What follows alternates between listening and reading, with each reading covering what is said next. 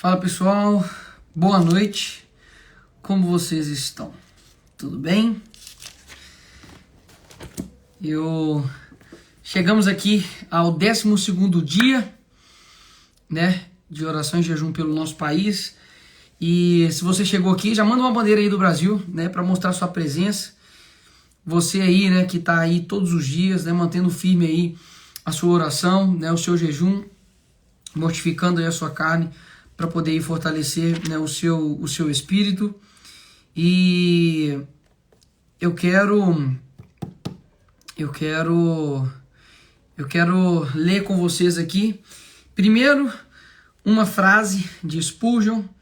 Não sei se vocês conhecem, né, o príncipe dos pregadores, e porque tocou meu coração, eu até anotei ela aqui na Bíblia, porque não ia ter como eu pegar outro meio aqui para poder eu falar com vocês. Agora eu só tenho que achar, porque eu anotei numa Bíblia gigantesca e eu não estou achando, mas eu irei achar. Deixa eu ver aqui. Deixa eu dar uma olhada aqui. Meu Deus do céu, só falta agora essa Bíblia ter desaparecido com o que eu escrevi. Ai, Jesus amado. Achei. Que eu escrevi no final. E de cabeça para baixo ainda, tô igual o Lula. Ai, ai. Spurgeon diz o seguinte: Deus é verdadeiro e nós oramos... Eu anotei errado. Agora eu tô igual a Dilma. Mas eu sei qual que é qual que é a frase certa. Olha lá, ó. Deus é verdadeiro e nós oramos como se ele fosse falso. Ele quis dizer o que ele disse e nós tratamos sua palavra como se ela fosse falada de brincadeira. O maior erro de nossas orações é a falta de fé. Muitas das vezes a gente lê algo na Bíblia e a gente acha que não foi isso muito bem o que quis dizer. Por exemplo, você lê na Bíblia que a misericórdia de Deus se renova todos os dias. E aí lá no seu pensamento você fala assim: ah, mas talvez não é bem assim, né?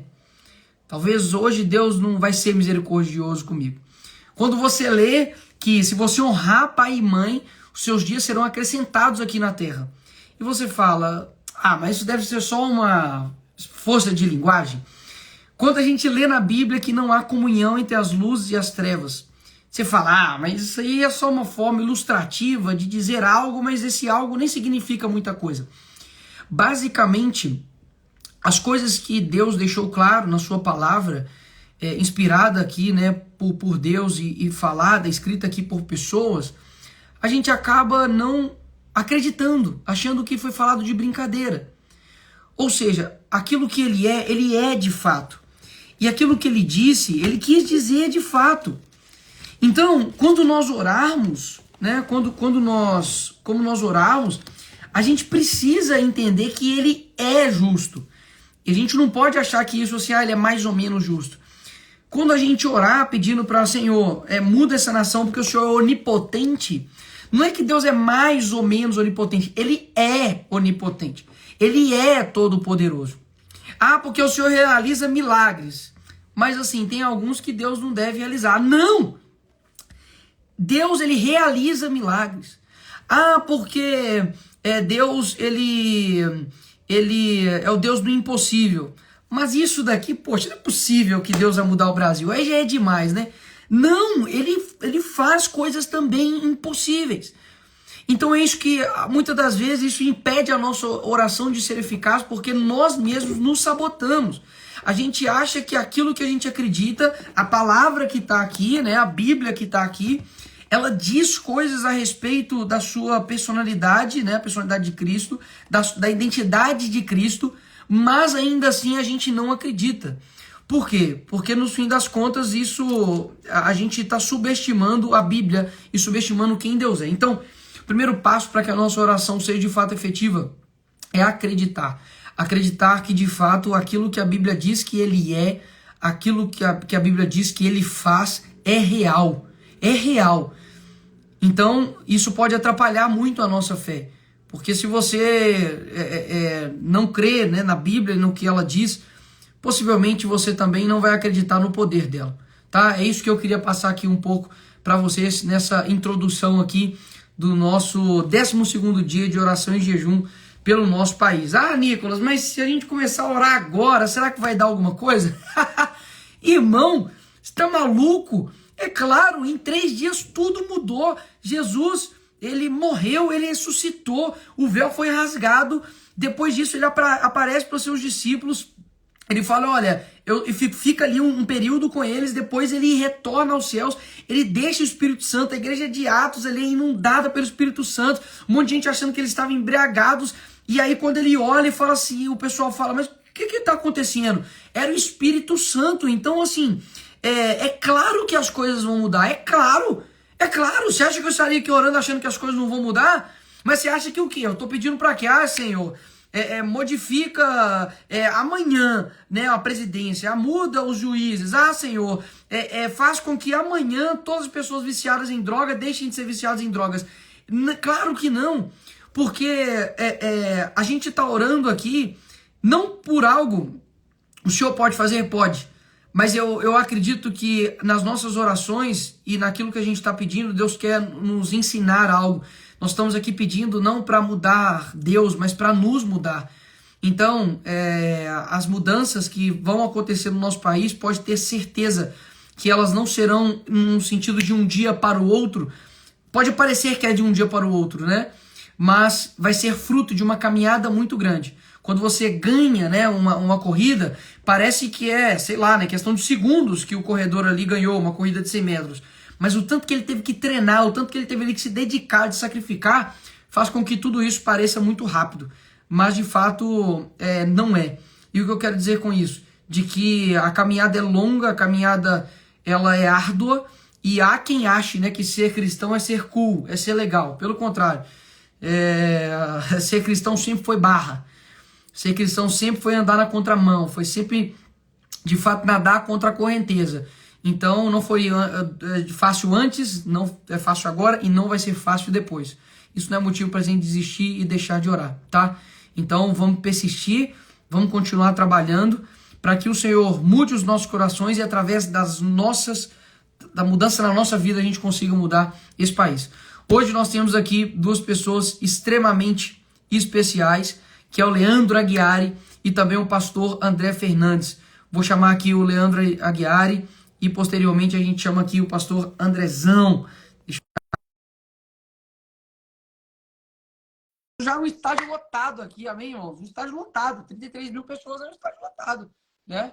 Mesmo se tivesse 3 pessoas aqui, já seria bom. Mas glória a Deus.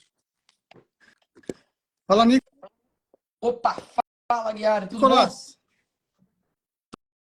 Tô bem, Como é que você tá, graças a Deus. Tudo bem?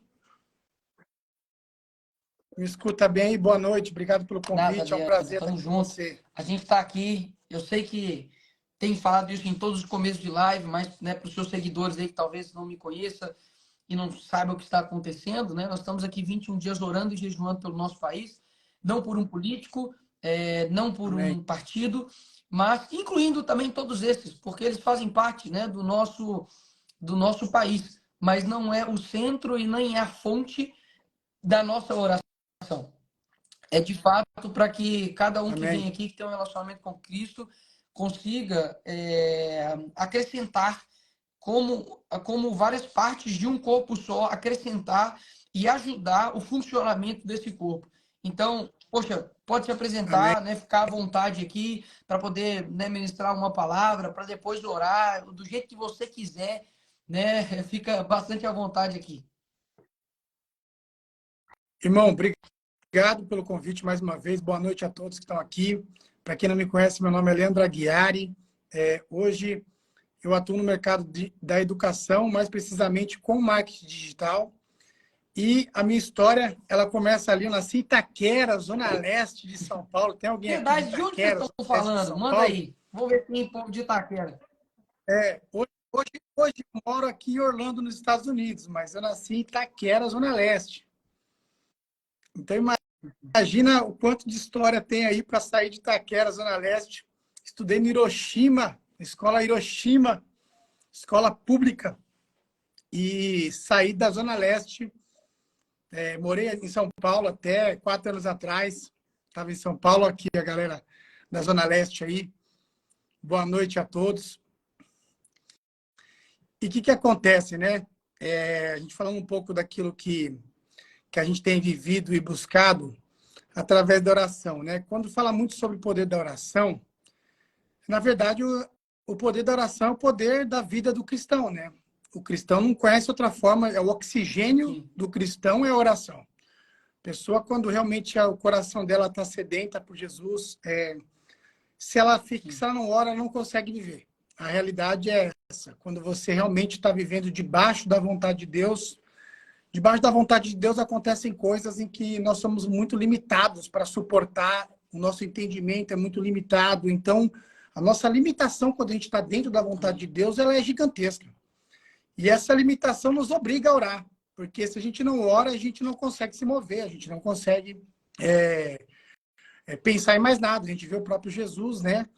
Quantas e quantas vezes Jesus se retirava ali para orar em meio a toda a jornada. Mas contando um pouquinho da minha história aqui, eu nasci em Itaquera, estudei escola pública até a 6ª série. Ali com a 6ª série, eu lembro bem que o Hiroshima era uma escola que tinha muitas brigas ali, muita porradaria e tal. Eu lembro que meu pai me tirou da escola pública e me colocou na escola particular, Liceu Camilo Castelo Branco. Só que tinha um detalhe. Ele esqueceu que tinha que pagar a matrícula da escola particular, só desse detalhe. Eu vim de uma família humilde, ele colocou na cara e na coragem. E naquela época, Nicolas, quando você não pagava a matrícula num colégio particular, a sua prova não subia, cara. A sua prova não subia. Então você, tipo assim, no meio da sala, imagina lá, 30 e 40 pessoas na sala, chegava no seu nome, pulava e falava: ó, Leandro, sua prova não subiu, porque seu pagamento atrasado. Desce lá na secretaria. Aí você levantava com aquela cara de super feliz e descia na secretaria e perdia 10, 15 minutos ali de prova. E aí meu pai ia lá, fazia um acordo para pagar a escola, e depois que ele fazia esse acordo, a prova subia. Só que, de repente, a prova parava de subir de novo, porque ele não tinha pagado o acordo. Então, assim, estou contando um pouco disso, gente, porque hoje eu vivo uma outra realidade em termos de projeto, tudo aquilo que a gente tem feito debaixo da vontade de Deus, principalmente através do empreendedorismo. Eu vou falar muito aqui hoje, né, incentivar muito vocês a abrir a cabeça de vocês em relação ao empreendedorismo. Aqui, ó, a Márcia falou que já passou por isso na faculdade. Mas o fato é que a vida já não começou fácil para mim ali, com meus 12, 13 anos, e eu comecei a correr, dar meus corre ali, trabalhar. Comecei a trabalhar com 15 anos de idade. Com 17 anos, eu decidi morar num estúdio, viver de música. Olha aí a música aí, Nicolas. Olha o batera aí. Eu tocava guitarra, tocava violão, fui viver de música, fui morar num estúdio, dormi no sofá do estúdio. E, para resumir minha história, eu fiquei dos meus 17 anos até os 33 anos, trabalhando no mercado audiovisual, no mercado da música, passando muito perrengue financeiro, bacharelado em perrengue financeiro, dificuldades financeiras homéricas, quem trabalha com música aqui sabe disso. E, nesse período todo, eu tive o meu encontro ali com Jesus aos 23 anos.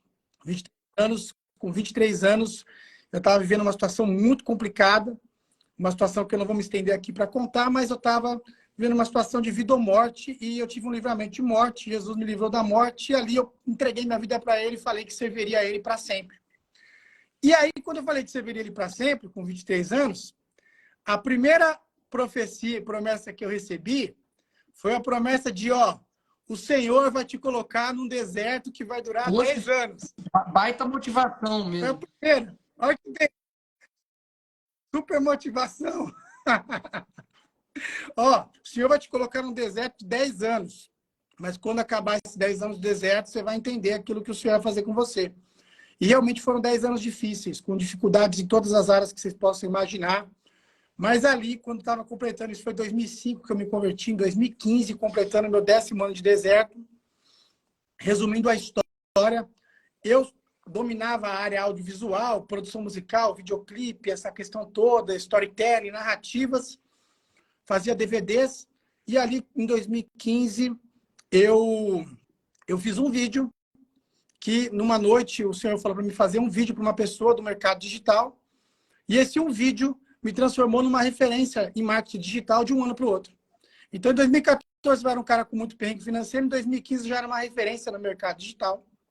E aí, o senhor me levantou dentro do empreendedorismo, do mercado digital, para produzir projetos, muitos projetos que tivessem causa. A gente começou a abrir várias escolas digitais, escola da Academia de Gestão da Emoção, com Augusto Cury, começou a abrir escolas de investimentos com grandes empresas, começou a abrir negócios digitais, escolas digitais. Isso mudou completamente a realidade da minha vida, né? Em termos financeiros, em termos de impacto social também.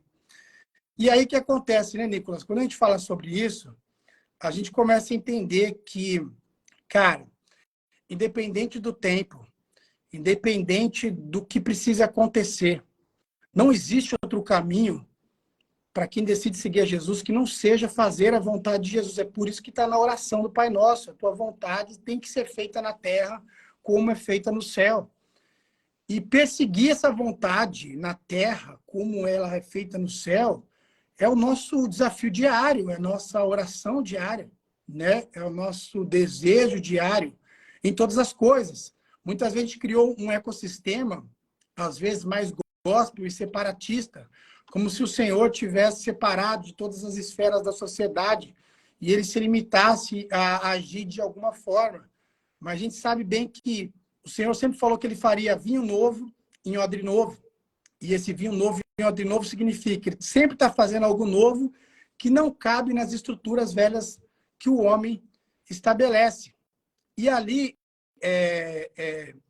de 2015 para cá, muita coisa na minha vida mudou, né? De um cara que tinha uma dificuldade financeira absurda, eu passei a ser o cara que pude ajudar muitas pessoas, fazer muitos negócios aí que venderam centenas, a gente fala de números aí próximo a 400 milhões de reais na internet, uma coisa assustadora.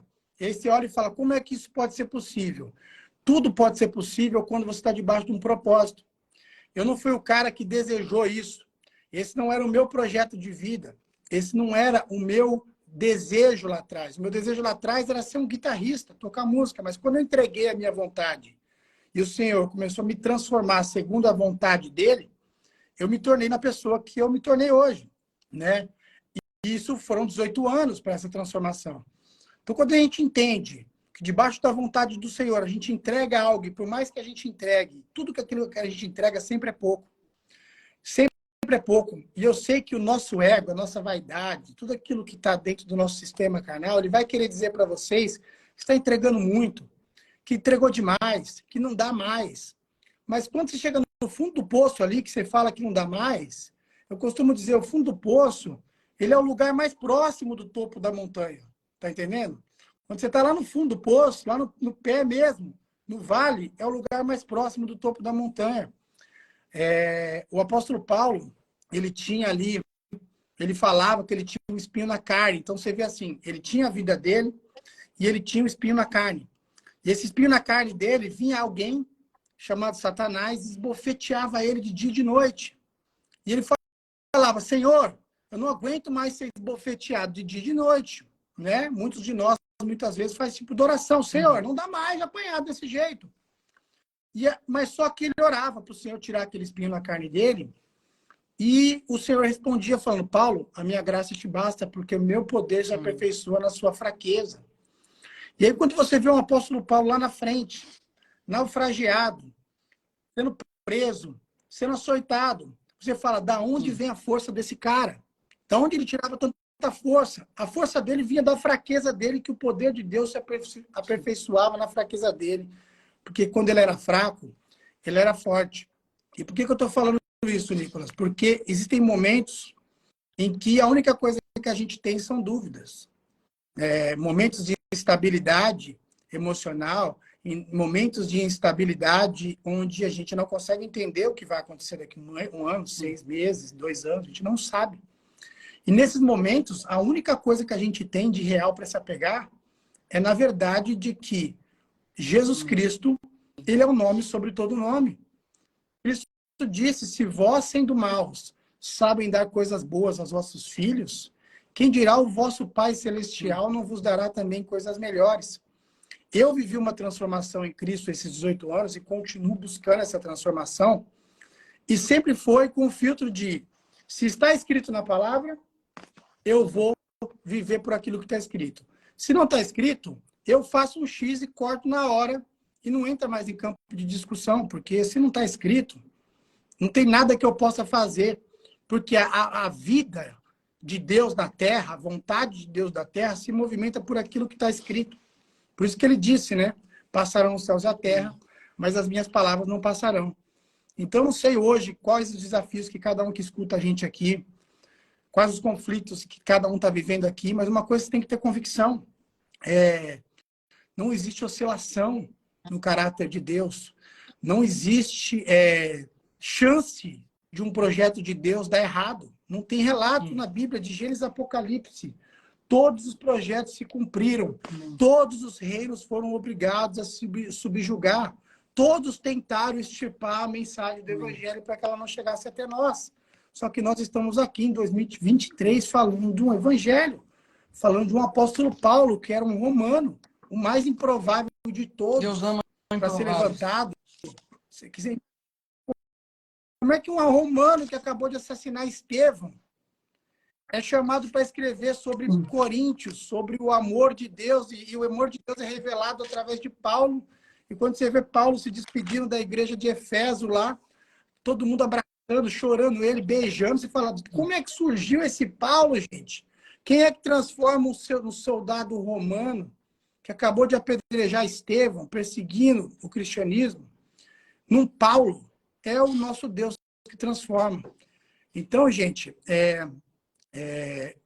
quando o Nicolas me convidou aqui para participar, fiquei muito honrado. Por quê? Porque aquilo que o senhor fez nessa jornada toda, lá de Itaquera, hoje aqui nos Estados Unidos, a gente cada vez mais abrindo negócios aqui, negócios que vão influenciar a cultura, desenho, filmes, séries, documentários, coisas que a mente jamais concebeu. Projetos que têm um nível de alcance, que vai ter um nível de alcance mundial que eu nunca imaginei. Só que como é que essas coisas acontecem? Acontece a partir de um improvável, como eu, como Nicolas, como Paulo, que simplesmente se dispõe a fazer a vontade de Deus. E não é por capacidade, não é por excesso de coragem, não é por excesso de... Não é nada. É simplesmente a disposição de falar, Senhor, para onde eu irei, se só o Senhor tem as palavras de vida eterna. Amém. Eu estava tentando achar aqui, Leandro, enquanto você falava, um salmo que eu gosto muito, que você tocou num ponto aí que eu bati o olho aqui, muitas pessoas falaram a respeito da dúvida, né? Falou, olha, poxa, eu já estou com dúvida, já tem 3 anos, né? Eu realmente eu tô com bastante... Deixa eu só fazer uma coisa aqui rapidinho. Eu estou com bastante dúvida sobre o que fazer, né? Para onde ir. E eu me recordo que teve um dia que uma moça me parou no fim de uma ministração minha e disse assim, Nicolas, poxa, eu vejo que você tem tanta garra no seu propósito, eu vejo que assim, né, você se cansa, se desgasta, mas você está aqui ministrando, vai lá na Câmara, mas eu preciso saber como você descobriu o seu chamado. Né? Como você não teve dúvidas, e aí eu falei, olha, eu peguei, eu tive várias dúvidas, né, na minha vida, isso é claro, mas um versículo acalentou meu coração, que fala que a paz, né, no seu coração, né, é o juízo. Quando você sentir paz no seu coração, é que o seu coração fez um juízo correto. Então, eu acredito que hoje muitas pessoas estão com dúvidas porque não têm orado, não têm conseguido receber esta paz e, consequentemente, não têm tomado decisões corretas. E isso vale para todas as pessoas. Porque quando a gente olha, né, uma pessoa improvável, se você olhar as circunstâncias, se você vai olhar só para o mundo natural, bicho, é impossível. Você olha, não tem condição, alguém que saiu de Itaquera ou da Cabana, né? Que aqui também, BH também, o bicho come. Vai lá e A Isso. chance de dar É nada é de famoso assim, 100%, pode né? algo bom sair de Belém, né? Então, quando você olha isso, você realmente fala assim, não é possível. Só que a oração faz com que o seu coração fique em paz quando você vai tomar essas decisões. E muitas decisões que não são fáceis de ser tomadas. É isso que eu quero dizer. É que pode ter certeza que tanto o Leandro, né, quanto eu, quanto várias pessoas, né, que hoje, né, estão em posições desafiantes, né, posições de responsabilidade, tiveram que tomar decisões extremamente difíceis, mas eu tenho certeza que o nosso coração estava em paz. E ter paz não significa ausência de guerra. Ter paz é você saber que você está fazendo o seu propósito. Então, eu te dou uma dica, né, aí para você. Ore incessantemente, não subestime o poder dessa oração para que você tenha paz em seu coração. E pode ter certeza que a partir disso você vai conseguir tomar decisões melhores. Eu lembro falando de paz, eu lembrei Sim. de uma situação que eu vivi Enquanto aqui, eu estou só dando uma olhadinha para quando a minha baixo, eu estou esposa tentando ficou. achar o salmo aqui, tá? São poucos salmos Não, também. fica à vontade, irmão. Eu lembro quase nenhum salmos, é uma coisinha fácil de encontrar.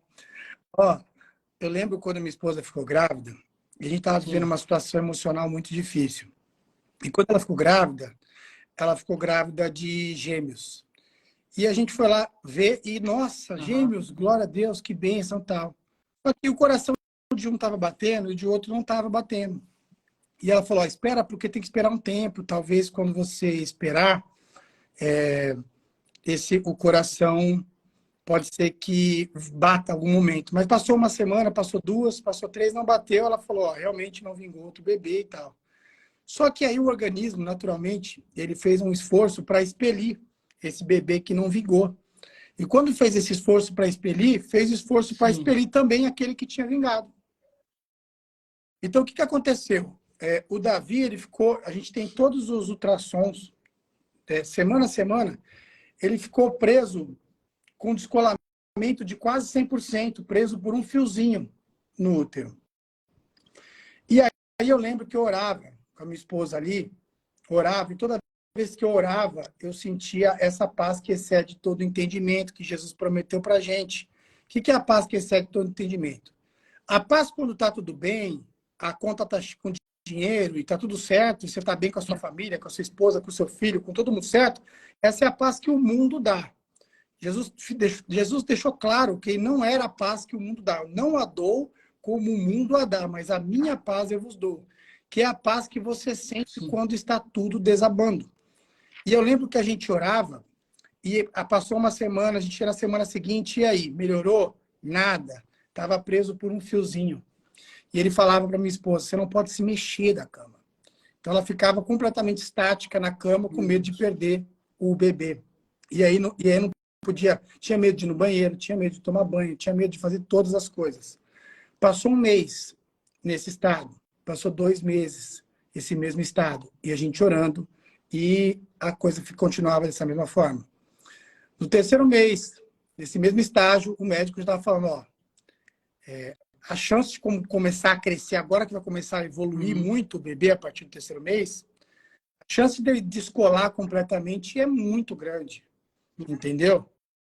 Mesmo com repouso. Então, você tem que se preparar com isso e tudo mais. E aí tem uma vez que a gente estava num culto, e no meio desse culto, a Érica teve um sangramento muito grande.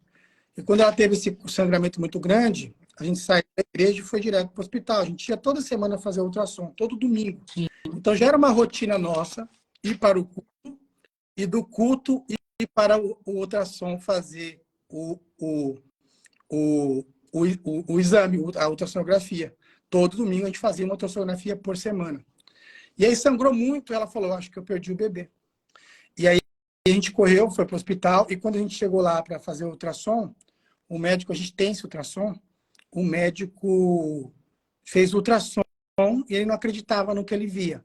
O Davi estava 100% colado no útero da minha esposa. Mas não é. Ele estava 100% colado. Ela teve, depois do terceiro para o nono mês, uma gravidez como se nada tivesse acontecido. Absolutamente nada tivesse acontecido. Então, quando você falou de paz, eu lembrei muito disso. Por quê? Porque em nenhum momento, quando eu estava orando pelo Davi, eu conseguia não acreditar que Deus estava no controle, que Deus estava no comando e que se fosse a vontade dele que o Davi viesse à terra, nada impediria a vinda do Davi. E assim foi o que aconteceu. A gente viveu um milagre. Quando você vê o Davi hoje, um touro de forte, 5 anos de idade, quando a gente veio aqui para os Estados Unidos foi justamente para isso, porque a gente queria focar na criação dele ali, ter tempo com ele. São Paulo engolia muito meu tempo, estava muito focado em trabalho, então a gente veio para focar no casamento, focar na família. O casamento não estava bem na época. A gente veio para cá, aqui o Senhor restaurou nosso casamento, aqui o Senhor constituiu, consolidou a nossa família. Então, quando você entende o Deus que você serve, e esse Deus, não existe nada que ele desejou e que ele planejou que deu errado até aqui. Então, por que que vai dar daqui para frente? Tá entendendo? Não vai dar daqui para frente, independente das Amém. circunstâncias que a gente esteja vivendo. A gente sabe que os dias são maus, né? O Senhor tem falado fortemente para mim que a gente tem daqui para 2030 anos de colheita, que a gente tem que colher muito e fazer um celeiro, porque de 2030 a 37 virá um tempo de escassez sobre a terra muito grande. Virá um tempo de escassez, de necessidade muito grande. Então, daqui para 2030, nós temos que focar em trabalhar como o Senhor nos ordenou que trabalhássemos para a glória dele. Lembra que Jesus disse? O meu pai trabalha e trabalha até agora. Se Deus trabalha e trabalha até agora, quem é a gente para estar pensando em descanso? Então, assim, é hora da gente tomar a nossa posição de filhos de Deus, daquilo que ele foi chamado para a gente fazer, né? Entender que não existe tempo para você se arrepender dos seus pecados. Quando eu estava indo para o Brasil a semana passada, o Senhor me entregou uma visão muito poderosa. Eu vi uma represa muito grande, mas muito grande. E essa represa transbordava. E o transbordo dessa represa formava um córrego. E nesse córrego, as pessoas se limpavam dos seus pecados. E aí eu perguntei para o Senhor, que córrego é esse? Ele falou, era como as pessoas se limpavam dos seus pecados na antiga aliança, no Velho Testamento. Elas tinham acesso a gotas da água de Deus que purifica o homem. Era assim que o sacerdote fazia para acessar, para ter acesso. E aí o Senhor me falou que em Jesus, na nova aliança, essa represa foi completamente aberta. Por isso que Jesus falou, de mim flui rios de águas vivas. Entendeu? Por isso que ele falou para a mulher no poço, se você beber da minha água, você nunca mais terá sede. Então, que rio é esse que flui de águas vivas? É um rio do qual você não precisa esperar para pedir perdão, para se limpar dos pecados. A gente, geralmente, quando peca, o que a gente faz? Você pecou, você vai para a caverna, se esconde, dorme, acorda no dia seguinte melhor e começa a fazer uma oração meio tímida, conforme você toma coragem de se reaproximar de Deus. Mas o Senhor me falou muito claro. O Senhor falou, não é tempo de você ficar 1 minuto fora do rio. 1 minuto fora do rio. Por quê? A árvore da vida, onde o teu nome está escrito, é a árvore que está plantada junto a esse rio. Então, quando você entende isso, independente da sua falha, do que você está cometendo hoje, você acabou de errar, não é que você faz uma oração no dia seguinte, daqui 10 minutos. Você mergulha para dentro desse rio, que é poderoso para perdoar pecados, poderoso para limpar o homem e libertar o homem de qualquer falha, porque é esse rio passando pela sua vida que vai te fortalecer para você conseguir executar a vontade de Deus. Fora do rio, não existe nada que a gente possa fazer, absolutamente nada. Leandro, eu ia te perguntar, né, sobre o momento de oração na sua vida, mas depois desse testemunho, eu acredito que não que foi, né, nesse momento, né? Você viu um milagre aí na vida do seu filho Davi, né? 5 anos, né, que ele está agora. 5 anos, tem uma saúde, nunca ficou doente, pra E você ter uma ideia. a gente vê, né, o poder da oração nisso. E obrigado por ter compartilhado isso com a gente. Obrigado, né, pela sua história. Né, te agradecer por você, os testemunhos. Eu amava e amo, né, cultos de testemunho, porque realmente nos fortalece. A palavra consegue entrar no coração de outra pessoa e você é o canal e o Espírito Santo continua fazendo o resto, né? Então, obrigado mesmo. Se você puder Amém. orar para a gente poder finalizar esse momento aqui com você, E aí eu vou Amém. chamar aqui o pastor André Fernandes também. Amém. Amém. Senhor, nós te agradecemos e te louvamos por esse momento, porque sabemos que se chegamos até aqui, Pai, foi porque o Senhor nos ajudou, Pai. Está escrito na tua palavra, Senhor, que nenhum fio de cabelo cai da nossa cabeça, se assim não for permitido pelo Senhor. Está escrito também, Pai, que aqueles que descansam e esperam em ti voarão e não se cansarão, correrão e não se fatigarão, Pai. Nós cremos que a tua palavra, Pai, ela é viva e verdadeira. Nós cremos que o Senhor veio ao mundo, morreu numa cruz, ressuscitou e está vivo e voltará em breve, Pai. E nós cremos que a sua volta se aproxima, Senhor. Por isso, em nome de Jesus, Pai, eu quero te pedir por cada pessoa que hoje está aqui, nesse momento, que elas sejam tocadas pelo teu Espírito Santo, Pai. Porque eu tenho convicção que de mim mesmo eu nada tenho para oferecer, Pai. Mas eu tenho toda a convicção, Pai, que como está escrito, o teu nome é o nome que está acima da terra, abaixo da terra, e o teu nome é o nome que está acima de todo o nome. Tudo se sujeita ao teu nome, ao nome de Jesus. Por isso, em nome de Jesus, Pai, abençoa cada um que está aqui nessa live hoje, que eles sejam visitados pelo teu Espírito Santo. Eu peço em nome de Jesus, Pai, que o Senhor abençoe a mente do Nicolas, dê clareza e sabedoria para ele, para que ele saiba quais são as lutas que ele deve comprar e quais são as lutas que ele deve descansar. Assim como o Senhor disse, Pai, quando estava ali, diante, muitas vezes, de reis, e o Senhor ficava em silêncio, e todos perguntavam por que o Senhor estava em silêncio, e o Senhor dizia, se eu quisesse, nesse momento, eu daria uma ordem, e os anjos desceriam aqui e resolveriam tudo isso. Porém, eu estou em silêncio porque eu quero, porque assim é a vontade do meu Pai, que eu me cale nesse momento. Por isso, em nome de Jesus, Pai, dá sabedoria e discernimento, como o Senhor vem dando cada vez mais para a vida do Nicolas, para que ele tenha clareza, Senhor, de quais são as batalhas que ele tem que comprar e quais que ele tem que silenciar. Assim como todos nós que estamos aqui nessa live, nos dá discernimento, Pai.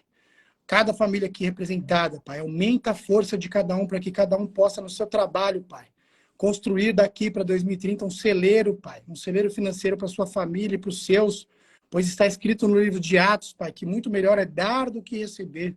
Que todos aqui nessa live possam ter esse desejo de ser uma fonte, em que uma fonte onde jorra a vontade de Deus, onde jorra o maná de Deus sobre as pessoas, onde a provisão de Deus chega para as pessoas, porque nós decidimos ser aqueles que nós queremos dar muito mais do que receber, Pai. Por isso, em nome de Jesus, nos capacita para a tua vontade, nos direciona, nós te louvamos, te exaltamos e sabemos, Pai, que estaremos contigo em breve, sabemos que a eternidade é real e sabemos que passarão os céus e a terras, mas as suas palavras nunca passarão e nós te louvamos por isso, em nome de Jesus, Pai. Amém, Leandro. Obrigado. Deus te abençoe aí. E amanhã, às 10 horas, estamos aqui de novo aqui. Forte abraço. Glória a Deus. Conta comigo, irmão. Conta com as minhas orações aqui. Tamo junto. Amém, amém. Nossa, me deu uma dor no meu olho aqui, que tá coçando até falar chega. Ora aí pra esse tempo parar de coçar. Chamar o pastor André Fernandes aqui agora. Ô, pastorzão. Fala, lindão. Graças a Deus, Você tudo tá, bem? mano? Tô bem, cara. Graças a Deus. Feliz de estar aqui. Amém. Igualmente, muito feliz de ter aceito esse convite, pastor. Para as pessoas, né, que estão entrando aí agora, eu acho que tá dando eco na minha fala. Eu tô ouvindo bem. Pra mim tá perfeito aqui. Ixi, eu acho que tá dando um pouquinho de eco aí. Quer que saia? Se quiser, eu saio e entro de novo. Deixa eu tentar te colocar de novo aqui. Pera aí, rapidão. Marca aí. Deixa eu tirar o pastor. Pronto, tirei o pastor. Pera aí, vou voltar com ele. Eu acho que esse pai é o próprio celular dele mesmo. Porque eu no começo não tava dando, e depois deu. Vamos ver, né? Ué. Ele desapareceu pra mim agora. André Fernandes. Ué. Oxi. Uia. Ele desapareceu pra mim aqui. Meu Deus do céu. Ó, tá vendo? É complicado demais. Ô Senhor, nos abençoe, nos ajude. Nos ajude. Vamos lá. Gente, aparece todo mundo, menos o pastor. Pastor, manda um oi aí no chat aí, por gentileza, para eu poder tentar te achar aqui. Que loucura. Deixa eu tentar achar aqui. Acho que agora vai. Vamos. Vamos lá. Acho que agora foi. Papião, E aí? Tá de boa agora agora? foi. Tá me ouvindo bem?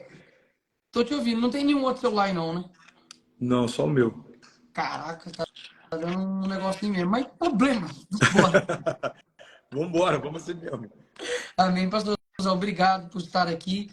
Né? Para quem está entrando aí agora, nós estamos no 12º dia de oração e jejum pelo nosso país.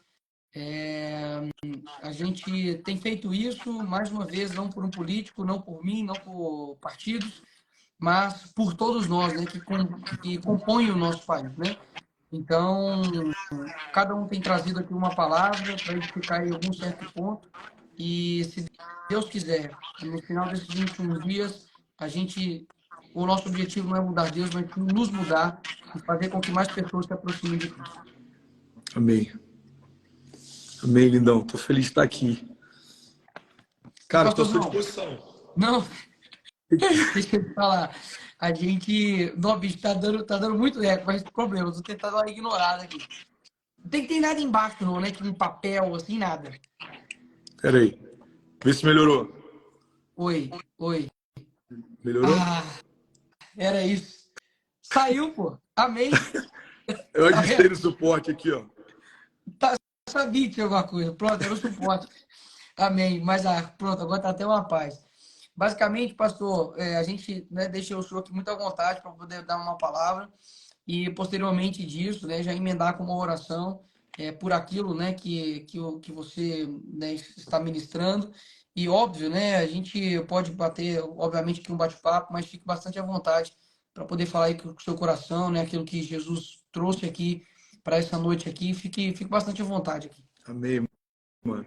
Cara, em primeiro lugar, é uma honra poder participar. Fiquei muito feliz quando eu fui convidado. Acompanhei algumas lives e estou ouvindo tudo que está sendo ministrado.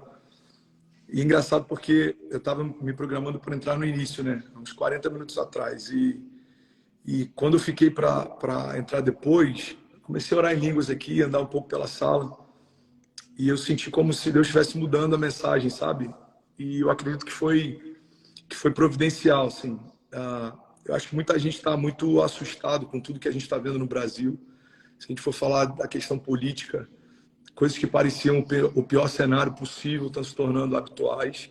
Se a gente for falar da questão das drogas, se a gente for falar da questão da sexualidade, parece que as coisas estão cada vez piores, né? E a palavra que Deus me deu, ela pode parecer até um pouco, talvez, contrasensitiva, talvez não é o que alguns aqui possam esperar, mas a palavra que Deus me deu para essa noite é uma palavra de esperança. Amém. A palavra que eu quero ministrar hoje, o tema dessa palavra é vai ficar tudo bem.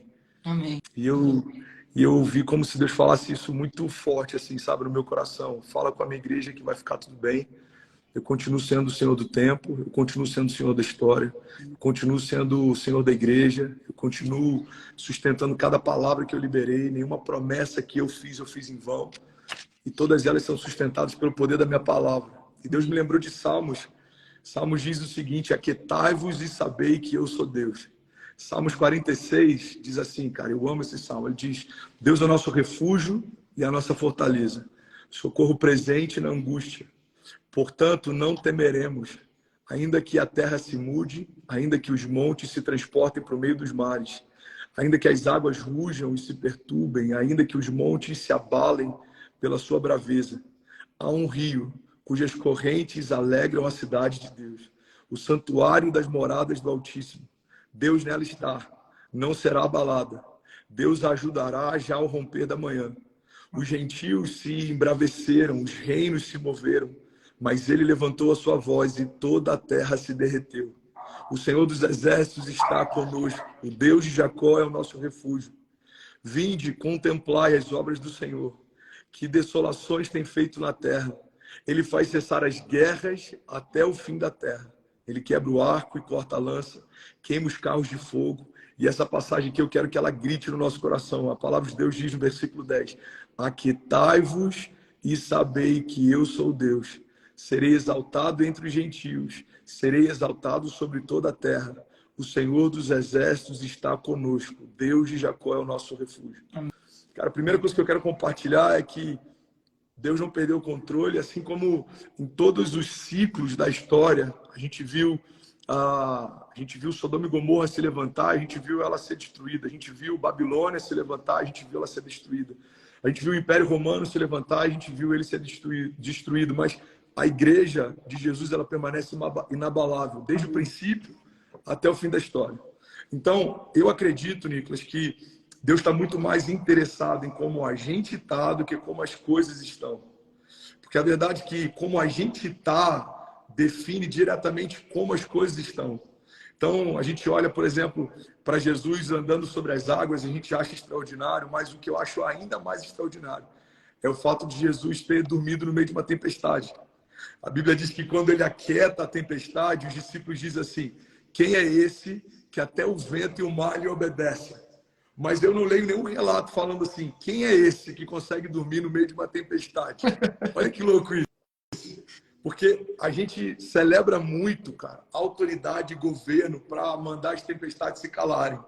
Mas a gente precisa também descansar no entendimento de que só governa tempestades quem consegue dormir em meio a elas. Só governa desertos quem consegue descansar em meio a eles. Então, a característica de Jesus que muitas vezes chama a atenção da gente, que é o fato dele, ele dá ordem para o mar e o mar obedece. Ele dá uma ordem para o morto e o morto obedece. Ele chama Lázaro para fora e Lázaro vem. Isso tudo é glorioso, mas tudo isso é uma expressão de uma confiança. Cara, pega isso, você que está conectado com a gente. Tudo que a gente vê como um poder explosivo que emanava de Jesus é uma expressão de uma confiança inabalável no Pai. O Pai me enviou, o Pai me sustenta, o Pai me garante, o Pai... eu não falo nada que eu não tenha ouvido o Pai falar, eu não faço nada que eu não tenha visto o meu Pai fazer. A gente vê isso até na história de Davi. Cara, olha que interessante, Nicolas. A gente olha para a história de Davi e aí, quando ele enfrenta o gigante, a gente olha para o histórico dele. Qual que é o histórico de Davi antes do gigante? Ele enfrentou a ursa, e ele enfrentou o leão. E muitas vezes a gente olha para a história de Davi e acha que ele foi preparado para a batalha contra o gigante. Ele enfrentou uma batalha contra uma ursa, ele enfrentou uma batalha contra o leão, então ele foi preparado para a batalha contra o gigante. Mas se a gente entender assim, a gente está esvaziando todo o poder sobrenatural da história de Deus em Davi e acreditando que a força de Davi estava ligado ao treinamento dele de luta, cara. Davi não era um grande lutador, não é isso que chama a nossa atenção. Davi é um homem que aprendeu a confiar em Deus. Se você que está ouvindo isso aqui quiser anotar algumas chaves, anota isso aí, por favor, o poder da confiança. Davi, ele aprendeu a confiar em Deus. Então, quando a gente entende isso, Nicolas, a nossa perspectiva muda. Davi precisou confiar que Deus livraria ele da ursa. Davi, ele aprendeu a confiar que Deus livraria ele do leão. Então, Davi, ele descansou na certeza de que Deus livraria ele do gigante também. A história de Davi é extraordinária porque ele é um homem que aprendeu a confiar. Ele diz: mesmo que eu ande por um vale de sombras e morte, mal nenhum eu temerei, porque tu, Senhor, estás comigo. Em outro momento, o salmista diz: eu elevo meus olhos aos montes, de onde vem o meu socorro? E ele reafirma dizendo: o meu socorro vem do Senhor, que fez os céus e a terra. A mesma característica que a gente vê da história de Davi, a gente vê na história de Jesus. Os discípulos ficam impactados quando ele acalma a tempestade, mas ficam revoltados quando ele dorme no meio dela. Porque a gente é instigado, cara, a enfrentar desafios, mas a gente não é instigado a descansar no dia mau. Ninguém ensina isso pra gente, cara. Sim. Ninguém ensina. A gente aprende sobre resiliência. Você tem que se levantar depois que cair. A gente aprende sobre ousadia. Você tem que enfrentar os seus medos. A gente aprende sobre coragem. A gente precisa estar no dia da batalha. Mas a Bíblia diz, cara, que um espírito manso, ele é mais poderoso do que um guerreiro. A Bíblia diz que melhor é dominar a si mesmo do que conquistar uma cidade. Então, o que eu acredito, o Nicolas, que em momentos como esse que a gente está vivendo, a gente precisa trazer a nossa memória, é que, em primeiro lugar, a igreja é inabalável. Em segundo lugar, nada foge do controle de Deus. Em terceiro lugar, tudo vai ficar bem. Ele diz: eu li o último livro da Bíblia, tudo vai ficar bem. A gente olha para Apocalipse, o juízo é assustador para quem não caminha com Jesus, mas ele é uma palavra de esperança para aqueles que anseiam pela volta de Jesus. A gente olha para os dias de hoje, os dias são maus para quem está sem Jesus, mas para quem caminha debaixo de uma palavra, irmão, tudo isso já foi predito. A ciência se multiplicaria, o amor de muitos se esfriaria, as pessoas começariam a buscar para si pastores e líderes que falam exatamente aquilo que eles querem ouvir. Tudo que está acontecendo, na verdade, está cumprindo algo que a Bíblia já falava, não tem nada de novo, nada de novo. Então, a palavra que eu tenho para você que está conectando com a gente agora, somos 44 mil pessoas, guarda isso. Salmos 46, para você que entrou agora, medita nisso. Quando parecer que está tudo desmoronando, quando parecer que o mundo está em caos, cara, de fato, lá fora tá. Mas a gente precisa guardar muito bem o centro das nossas emoções. Eu preguei sobre isso esse domingo, ô Nicolas. A Bíblia diz que sobre tudo que se deve guardar, guarda o teu coração, porque dele procedem as fontes de vida. Cara, a Bíblia poderia ter escolhido qualquer coisa para ela colocar como principal. Só que entre todas as coisas, a Bíblia diz que o centro das nossas emoções é o lugar mais sensível que a gente tem para proteger. Ele diz sobre tudo que se deve guardar, guarda o centro das suas emoções. Por quê? Porque dele procedem as fontes de vida. Então, eu estou vendo muita gente ansiosa, angustiada. Segundo a OMS, até o final dessa década, a ansiedade vai ser o quadro debilitante mais presente no mundo. Vai ter mais gente afetada por ansiedade e depressão do que gripes e resfriados. O Brasil já é o líder mundial de ansiedade. E olha que louco isso, cara. Os Estados Unidos, que já foi o líder mundial de ansiedade, hoje é um dos líderes mundiais de depressão. E é muito comum a gente ver nações que enfrentaram um número muito forte de ansiedade, depois transicionando por uma escala muito grande de depressão. Sim. Cara, os dias são maus, mas a gente precisa lembrar que existe uma boa nova. A Bíblia diz: o Senhor me ungiu para manifestar liberdade aos cativos, restauração de vista aos cegos e anunciar o ano aceitável, o ano agradável do Senhor. Então, igreja, os dias são maus, mas Deus continua sendo bom. Os dias são maus, mas a igreja continua inabalável. Os dias são maus, mas Deus continua tendo controle sobre todas as coisas. Os dias são maus, mas vai ficar tudo bem. A Bíblia diz que o nosso choro pode até durar uma noite, mas certamente a ansiedade... o nosso choro pode durar uma noite, mas certamente a alegria vem pela manhã. Então, eu queria compartilhar isso, e é sobre isso que eu quero falar nessa noite. O tema da mensagem hoje, para quem está entrando, é: vai ficar tudo bem. Tem uma frase, e se você quiser me interromper em qualquer momento, fica à vontade, mano, que eu vou aqui na velocidade 2 do WhatsApp. Tem uma frase, cara, de um autor que é tão difícil citar que eu vou dizer que o autor é desconhecido, tá bom? É Sidlow Baxter. Ele diz assim: os homens podem desdenhar dos nossos apelos, rejeitar a nossa mensagem, se opor aos nossos argumentos, nos desprezar, mas nada podem fazer contra as nossas orações. Amém. Cara, eu lembro que eu fiz uma ação aí em Brasília, em frente à Esplanada dos Ministérios, 2 dias antes das eleições. E eu reuni alguns líderes, vários príncipes, homens de Deus, pessoas que carregam algo poderoso. E aí eu reuni eles e eu falei: gente, olha só, a gente ensina nos nossos púlpitos que a oração é poderosa. Então, hoje não é um dia para a gente fazer gracinha, nem ficar citando o nome de pessoas que a gente talvez gostaria que ganhasse as eleições. Não é para puxar jingle, não é para fomentar nada disso no público. A gente veio aqui debaixo de um entendimento: o clamor da igreja é poderoso, a oração do justo pode muito seus efeitos. Então, se alguém começar a puxar para o lado político, o microfone vai ser desligado na hora e você vai ser convidado a se retirar. Tudo bem? Todo mundo está de acordo? Amém, todo mundo de acordo. Por que eu estou falando isso, ô Nicolas? Porque a gente precisa entender que existe um poder, cara, sobrenatural no posicionamento da igreja. Amém. A Bíblia diz que nos foi dada autoridade para ligar e desligar. Nos foi dado autoridade para falar em nome de Jesus. Existe um nome sobre todo nome. E nós caminhamos debaixo da autoridade desse nome. Então, assim como o inferno não brinca de ser inferno, a igreja não pode brincar de ser igreja. Existe uma autoridade liberada sobre nós. E a gente precisa, quando a gente fala, por exemplo, de política, a gente precisa tratar no âmbito político. Quando a gente fala de educação, a gente precisa falar a respeito de uma agenda de educação. Mas quando a gente fala a respeito dos dias de hoje, a gente precisa gastar tempo profetizando o que a gente quer ver. Amém. está gastando muito tempo falando do que a gente não gostaria de ver, mas a igreja precisa gastar tempo profetizando o que quer ver.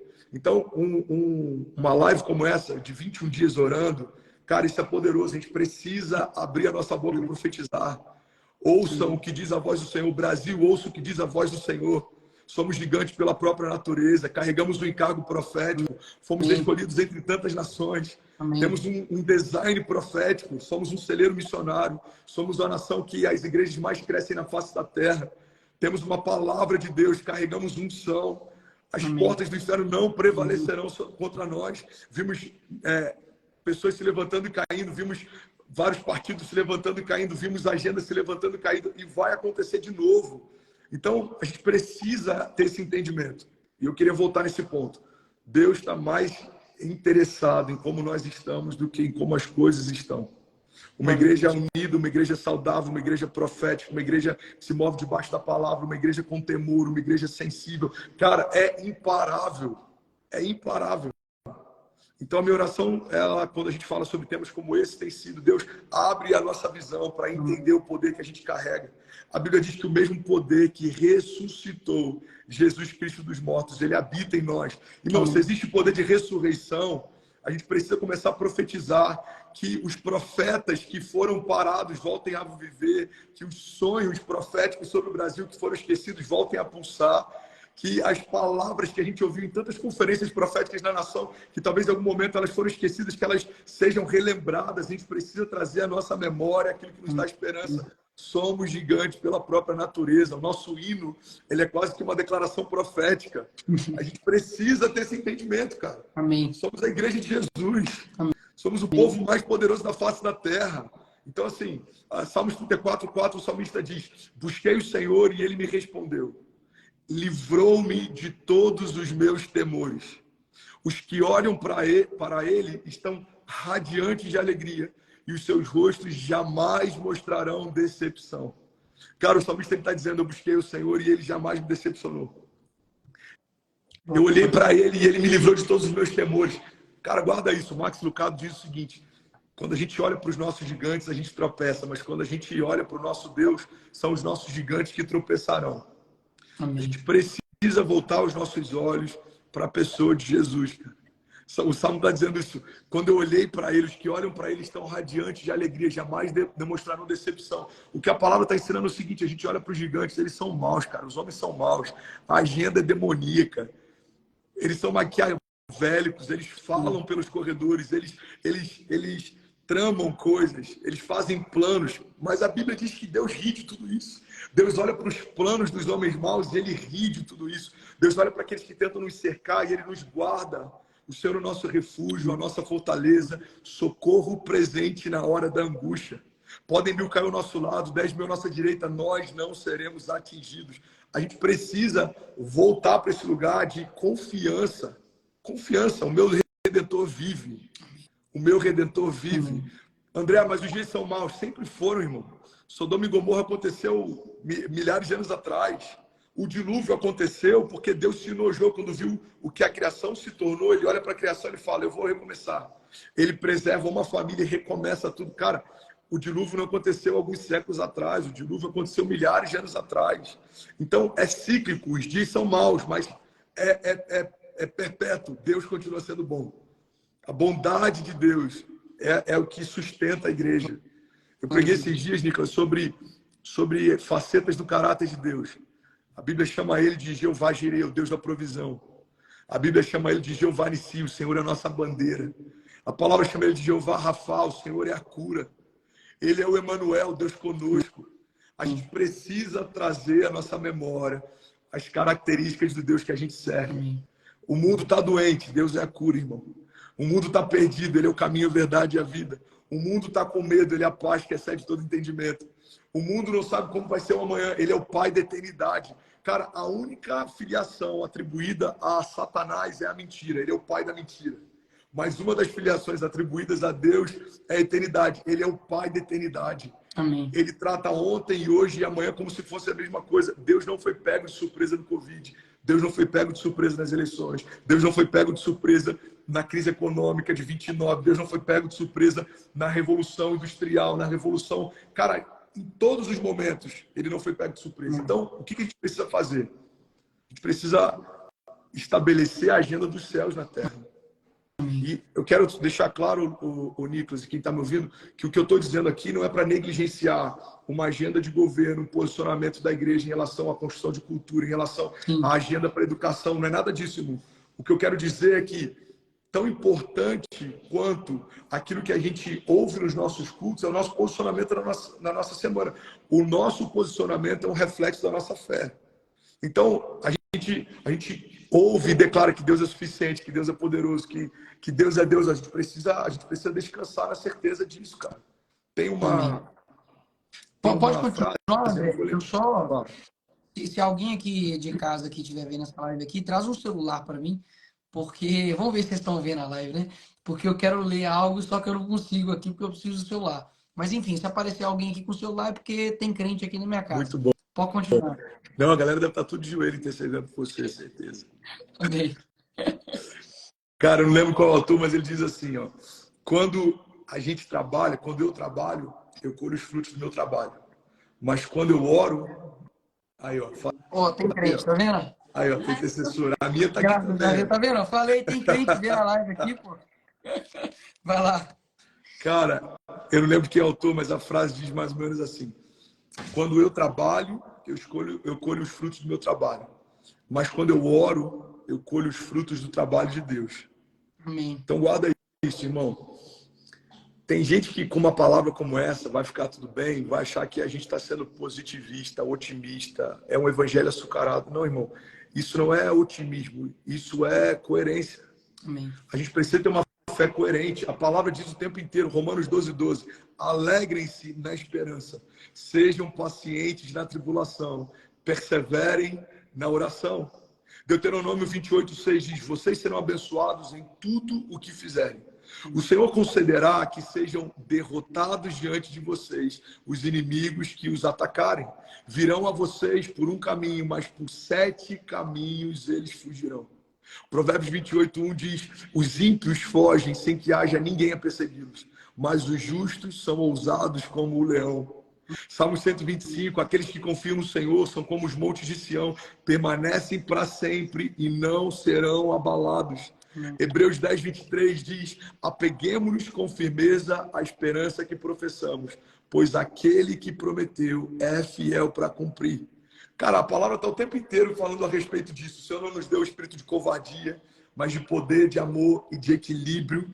Então, a gente precisa entender que existe uma palavra de esperança sobre a igreja. Eu lembro que, ano retrasado, se eu não me engano, Nicolas, da CNN, me chamou no início do ano para participar de um painel com líderes de outras religiões. E a gente tinha alguns minutos para falar qual era a nossa expectativa para aquele ano. E eu comecei falando, existe uma esperança viva. E essa esperança tem um nome. Se chama Jesus. E ele continua passeando pelas ruas da cidade, ele continua governando de geração em geração.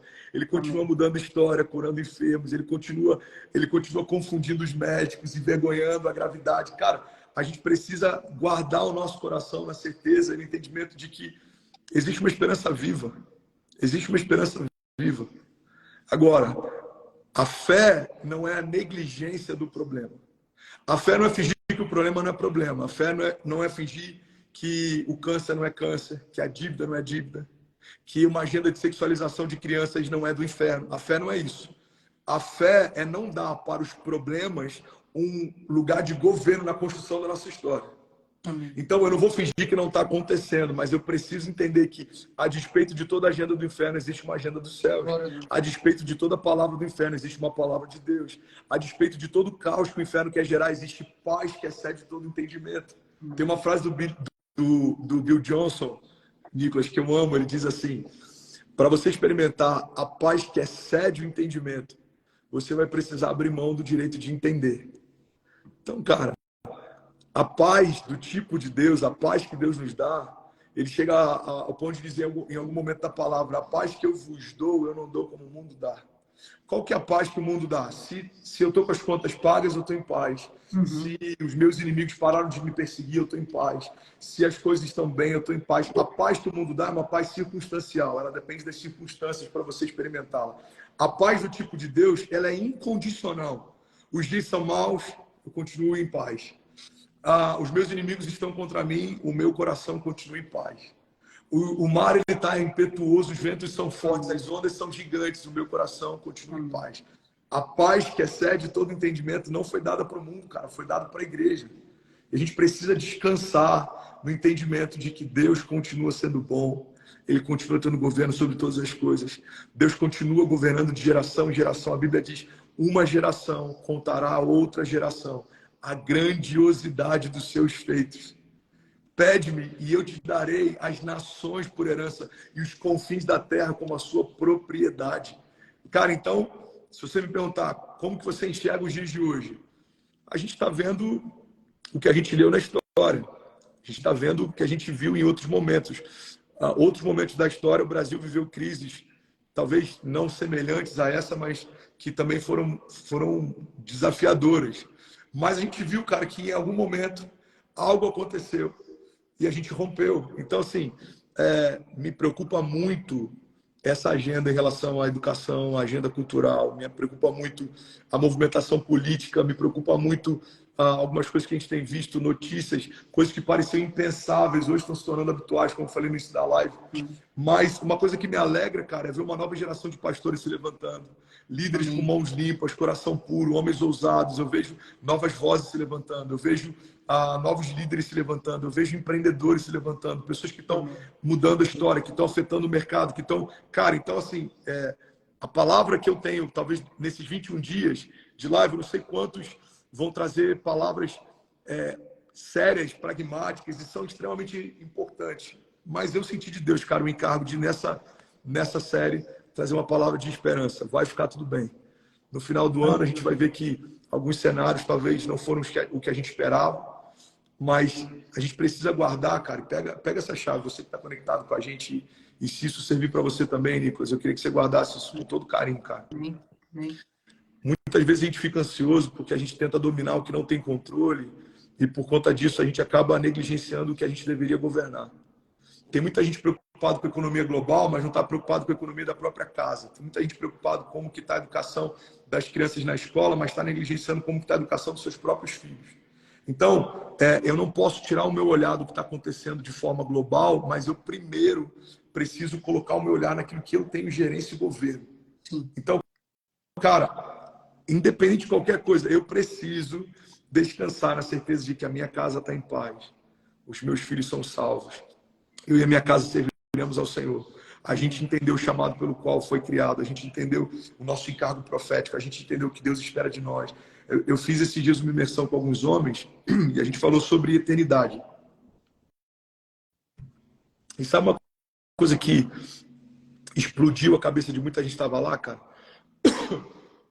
Quando a gente começou a falar sobre a necessidade de você ter um projeto de eternidade, a gente viu que 99% de quem estava lá nunca parou para pensar sobre isso. E a gente estava ali com homens grandes, cara, na nação, grandes empresários, pessoas que lideram milhares de pessoas, famílias que lideram milhares de famílias. E aí a gente trouxe alguns pontos. Primeiro ponto, cara, a vida é um sopro. A vida passa muito, muito rápido. Segundo ponto, você precisa ter um projeto de eternidade. Porque a sua história tem algumas décadas. E o que a gente vai fazer aqui vai ecoar por algum tempo, mas o que a gente está gerando na eternidade vai ecoar para sempre. Você precisa ter um projeto de eternidade. A terceira coisa que a gente falou é, você precisa ter um projeto de generosidade. Qual o sentido de Deus te dar tanta graça, tanta voz, tanto alcance, tanto recurso, tanta autoridade, se você não tiver um projeto de generosidade? E aí, por que eu estou falando isso, ô Nicolas? Porque a galera que está conectada, a gente precisa colocar na nossa agenda, na nossa pauta, algo para que a gente possa, de fato, afetar a história. Hoje a igreja se assusta com essa agenda da educação, com livros de ideologia de gênero dentro das escolas, mas no momento em que o mundo estava construindo cultura, a gente estava discutindo costume. A igreja estava discutindo se saia do inferno ou não é, se mulher pode usar calça ou não pode, se guitarra pode dentro da igreja ou não pode, se bateria pode dentro da igreja ou não pode. Cara, enquanto a gente estava discutindo costumes, o mundo estava ocupando cadeiras, estava ocupando reitorias, estava criando uma agenda, estava estabelecendo pilares, estava estabelecendo cultura. A gente pega a teologia da libertação, que invadiu, cara, as igrejas há quase um século. afetou a cosmovisão, afetou a nossa teologia, afetou a forma como a gente enxerga Deus, afetou a forma como a gente enxerga. Então, qual que é o ponto? A gente precisa, em primeiro lugar, entender que nada foge do controle de Deus, vai ficar tudo bem. Deus é o Senhor de toda a terra. Preciso confiar, preciso descansar, preciso dormir em meio à tempestade. Amém. Isso está bem resolvido? Qual que é a segunda parte da história? Agora eu preciso fazer alguma coisa. Dentro do que Deus me confiou como voz, como alcance, como autoridade, como governo, como liderança, a gente precisa fazer alguma coisa. Cara, essa agenda de cancelamento, ela é infernal, mas ela não é nova. A gente está vendo a agenda do cancelamento afetando o algoritmo, mas a agenda do cancelamento crucificou Jesus. O que aconteceu com Jesus, se não uma agenda de cancelamento? Se você continuar falando algo que vai contra aquilo que a gente quer, a gente vai cancelar você. Naquela época, cancelavam matando, hoje cancelam com o nosso algoritmo. E tem muita gente, ô Nicolas, quando eu preguei lá na série No Pride Orlando, eu falei sobre isso. A gente está vendo muitas vozes proféticas que estão se calando por medo de perder força do algoritmo. Irmão, tem muita gente perdendo a voz para não perder o algoritmo. Tem muita gente perdendo um encargo profético para não perder o algoritmo. Tem muita gente perdendo relevância nos céus para não perder relevância na terra. Então, eu queria liberar essa palavra agora, a segunda parte dessa mensagem. Cara, a gente precisa se posicionar. Amém. Isso é coerência. Amém. A igreja foi chamada para ser protagonista, a igreja foi chamada para liberar destino, a igreja foi chamada para definir a história, a igreja foi chamada para governar em meio ao caos, a igreja foi chamada para liderar. Quando José é levantado, o mundo não sabia o que fazer. Deus levanta um prisioneiro como governador para governar no meio do caos. Por que José governou no meio do caos? Porque José ouviu os céus. Governa na terra quem ouve os céus. Tem autoridade na terra quem ouve os céus. Então, a gente precisa ter esse entendimento, cara. Por que José, ele acorda como prisioneiro e ele vai dormir como governador? Porque ele ouviu os céus, ele ouviu o que ninguém ouviu, ele entendeu o que ninguém entendeu, ele revelou o que ninguém revelou. Ele viveu o que ninguém viveu. Ele governou no período em que ninguém sabia o que fazer. Então, olha que interessante, a gente olha para José, a gente percebe que Faraó tinha posição, mas quem tinha o governo era José. Faraó, ele tinha um cargo, mas quem tinha o governo era José. Igreja, pega isso aqui, que isso aqui é muito poderoso. Não importa quem tem cargos estabelecidos na política, na educação, no judiciário. Irmão, quem governa espiritualmente é a igreja. Amém. Então, existem autoridades estabelecidas na cidade que eu lidero uma igreja. E eu respeito e eu honro. Mas a última palavra vem da igreja. Se tiver um surto aqui de violência, de drogas, de caos, irmão, o poder público pode fazer até certo ponto, mas a igreja precisa se levantar e declarar: existe uma palavra de Deus sobre esse lugar. As portas do inferno não prevalecerão. Nós declaramos em nome de Jesus que sobre as ruas da cidade, a luz de Deus dissipe todas as trevas, que se levantem homens de Deus, que se levantem profetas de Deus, que se levantem aqueles que não se dobram diante dessa agenda, que se levante a voz profética liberando palavras de cura, palavras de vida, liberdade. A gente precisa ter esse entendimento, cara. Quem tem governo, o Nicolas? Quem ouve os céus, cara? Quem ouve os céus? A gente vê em toda a história. Davi, ele não tinha ainda o trono, mas ele se portou como um rei no momento em que Saul se acovardou. A gente olha para a história de inúmeros heróis da fé, e eles não tinham o cargo que precisavam ter para fazer o que eles fizeram, mas eles tinham um encargo profético. Amém. Gideão, ele é chamado, ele era o menor da menor tribo, ele era o menor do menor povo, ele reúne milhares. Deus olha para aquilo e fala: não, cara, tem gente demais. Aí de 30 mil, o número é diminuído. Deus olha e fala: não, ainda tem gente demais. O que Deus estava ensinando para Gideão e quer ensinar para a gente? Cara, Deus não depende de maioria, Deus não depende de números, Deus não depende de circunstâncias, Deus não depende de ambiente. Deus é Deus, irmão. Deus pega o ventre estéril de Isabel e gera no ventre estéril a voz que clama no deserto. Aí ele pega o ventre virgem de Maria e gera no ventre virgem de Maria, cara, o autor e consumador da nossa fé. O que Deus está ensinando através de Isabel e Maria, através de João Batista e Jesus eu não dependo da fertilidade do ambiente para gerar vida, eu não dependo da fertilidade de um cenário para gerar vida. Eu sou Deus, cara. Eu pego um ventre estéril e gero um profeta que vai quebrar o meu silêncio profético depois de séculos, sem eu falar através de homens. Eu pego um ventre virgem e eu gero um Messias que vai manifestar a redenção. Então, eu aprendi com meu sogro, cara, uma chave que me abençoou muito. Talvez ela faça sentido para alguém que está online agora. Para Deus, quanto pior, melhor. Quanto pior, melhor para Deus agir. Quanto pior, melhor para Deus fazer.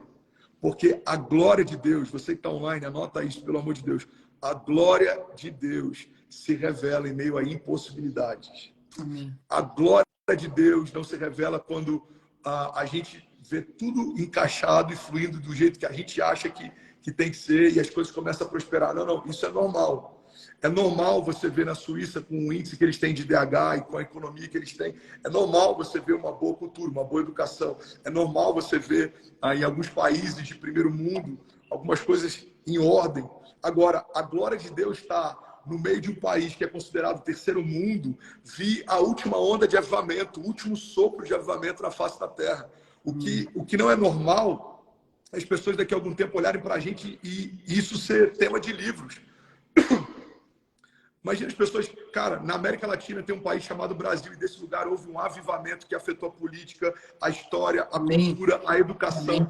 Uma igreja viva se levantou e eles começaram a profetizar nas ruas.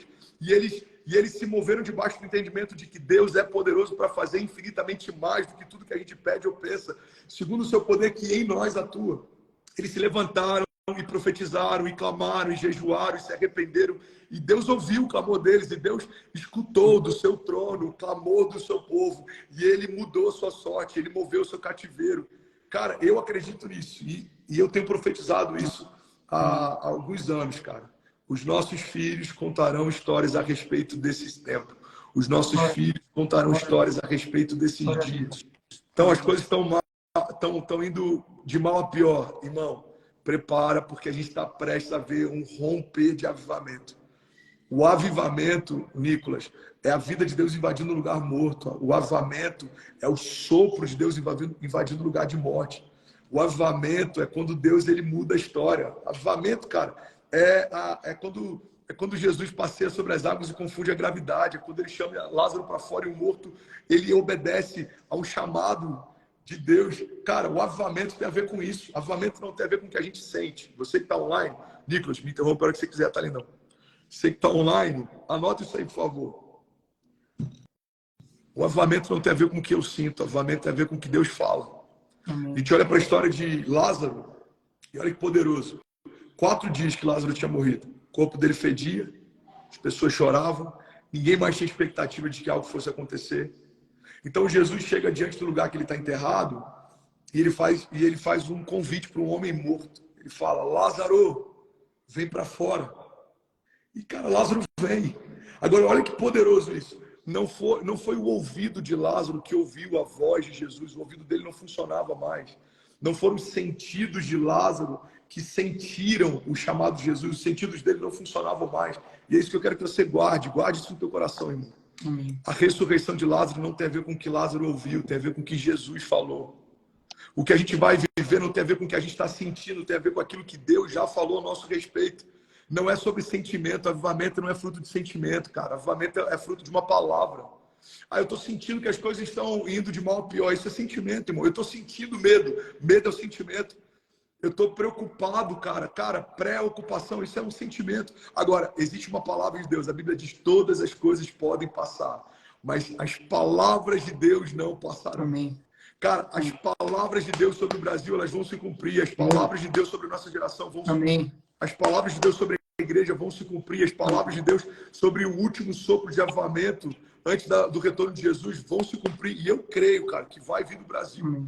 Eu creio que o Brasil é não só um celeiro missionário, mas como o berço de uma última onda de avivamento. Eu estou debaixo dessa palavra e eu tenho perseguido isso, Nicolas. E eu creio que Deus não me trouxe de volta à toa, cara. Quando eu voltei, eu e minha família, a gente tinha acabado de receber o green card. Dos nossos 3 filhos, 2 nasceram na América. A gente estava com uma igreja consolidada, vivendo um momento super confortável. E Deus chamou a gente de volta. Eu lembro que um dos primeiros jantares que a gente foi participar aqui, em São Paulo, uma família perguntou: pastor, como é que você acha que vai ficar a questão política do Brasil? Eu falei: cara, eu acho que vai piorar. E aí ele se assustou e falou: mas por que você acha isso? Eu falei: porque Deus me chamou de volta. E eu estou vendo muita gente que sonhava com outras nações voltando a sonhar com o Brasil. Normalmente, antes de uma grande batalha, cara, o general ele reúne os seus exércitos. E eu acredito, cara, que Deus está reunindo os seus porque tem algo sobrenatural que vai acontecer. Amém. Então, cara, eu acredito de verdade que as coisas vão piorar, algumas coisas vão ficar mais difíceis, a gente vai ter menos liberdade, algumas agendas vão ficar mais consolidadas. E é nesse cenário, quando tudo parece que não tem mais jeito, que a gente vai ver um rebento, cara, um romper. E amém. Olha que poderoso. Olha que E poderoso amém isso, por isso. cara. Olha que poderoso. A gente ora por romper, a gente fala sobre romper, a gente prega sobre romper. Mas a minha primeira pregação, quando eu voltei para o Brasil, Nicolas, foi não a romper, só a romper onde há resistência. Você vai buscar o significado de romper. O que significa romper? Romper significa abrir espaço à força. Romper significa criar espaço onde não existe. Irmão, então, se a gente quer romper, a gente vai precisar abrir espaço onde não existe. A gente vai precisar ver Deus abrindo portas onde não existiam. Deus vai criar caminhos no deserto. Deus vai criar caminhos sobre as águas. Irmão, a gente vai romper. Eu não sei como vai ser, eu não sei de que jeito Deus vai fazer, mas uma coisa eu sei. Cara, Deus é fiel em todas as suas promessas. Olha que poderoso isso. A gente vê na antiga aliança, quando o povo está diante de um mar, o que Deus faz? Deus abre o mar. Os obstáculos se abrem para que o povo passe. Você que está online, irmão, pega isso, porque isso aqui é muito poderoso, cara. Na antiga aliança, quando o Espírito de Deus visitava a criação pontualmente, os obstáculos se abriam para que o povo passasse. Mas na nova aliança, a gente passa sobre os obstáculos. Então, o mar que na antiga aliança se abre, agora na nova aliança, Jesus caminha sobre ele.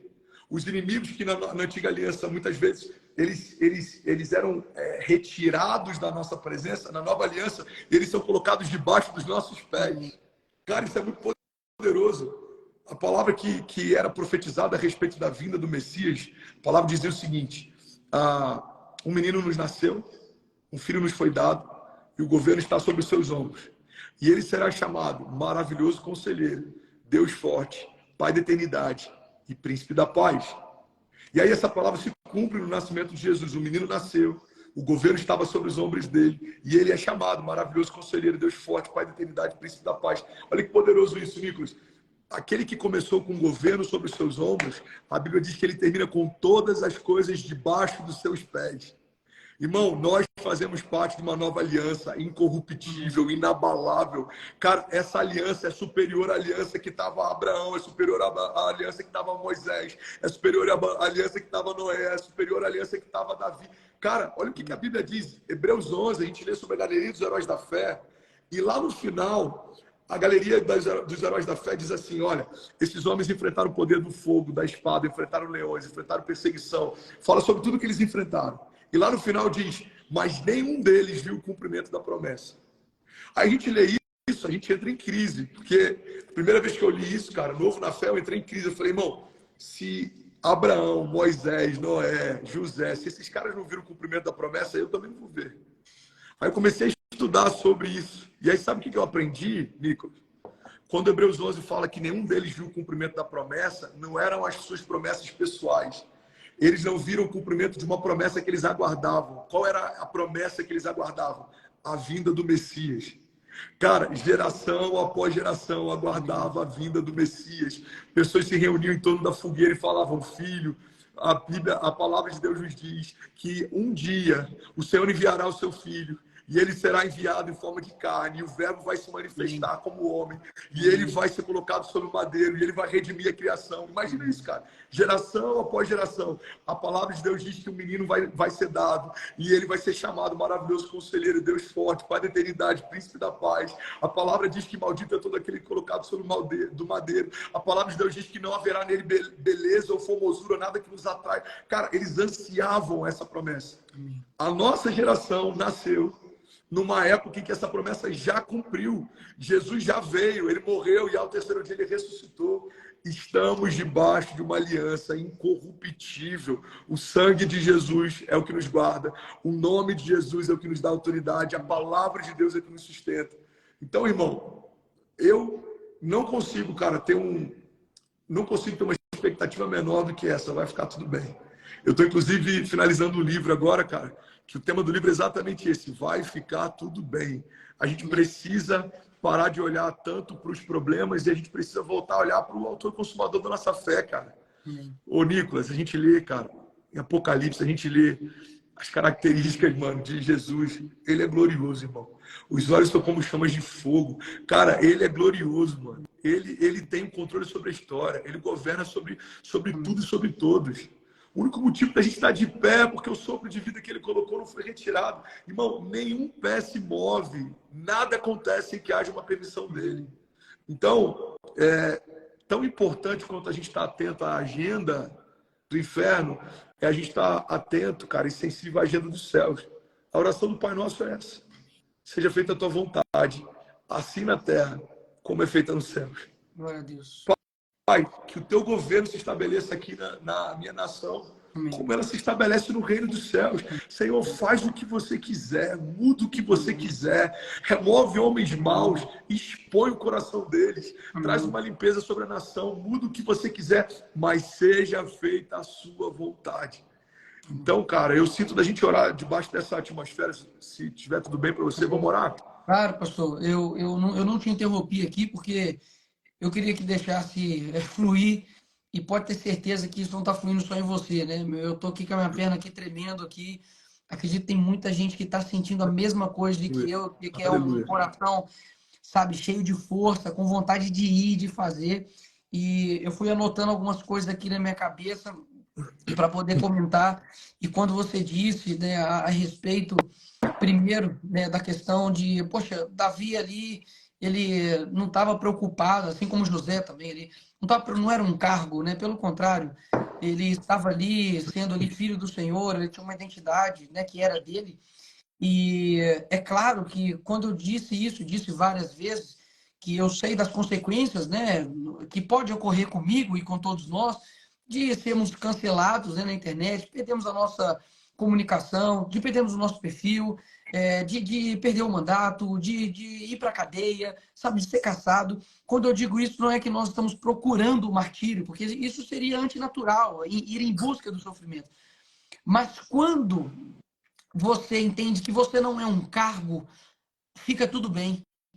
Assim, eu quero, sabe, que as pessoas realmente elas tenham isso dentro do seu coração, de entender que vai ficar tudo bem. E quando você disse isso, eu lembrei imediatamente, né, de uma letra que é da Tamires, né, do Ministério Zoe, que é Salmos 91. E aí eu quero para que você entenda primeiro a gravidade do que está acontecendo aqui.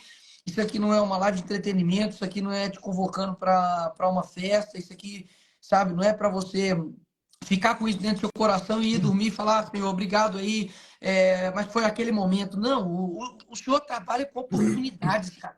O Senhor trabalha com oportunidades, e teve um dia que eu fiz dessa canção a minha oração. Eu fiz essa canção a minha oração. Então, assim, eu quero que eu vou fechar os comentários aqui para você, assim, não se distrair com absolutamente nada.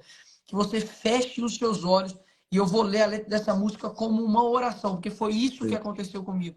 E essa música diz exatamente isso, vai ficar tudo bem. E assim, quando eu terminar de ler ela aqui, dizer amém, pastor, pode começar a orar, porque o meu coração está aqui assim, sabe, palpitando, sabendo que tem um estádio lotado aqui de pessoas, até 11h30 da noite, querendo algo diferente, sabendo que há algo diferente para o nosso país, e isso passa através de nós, disse através da nossa família.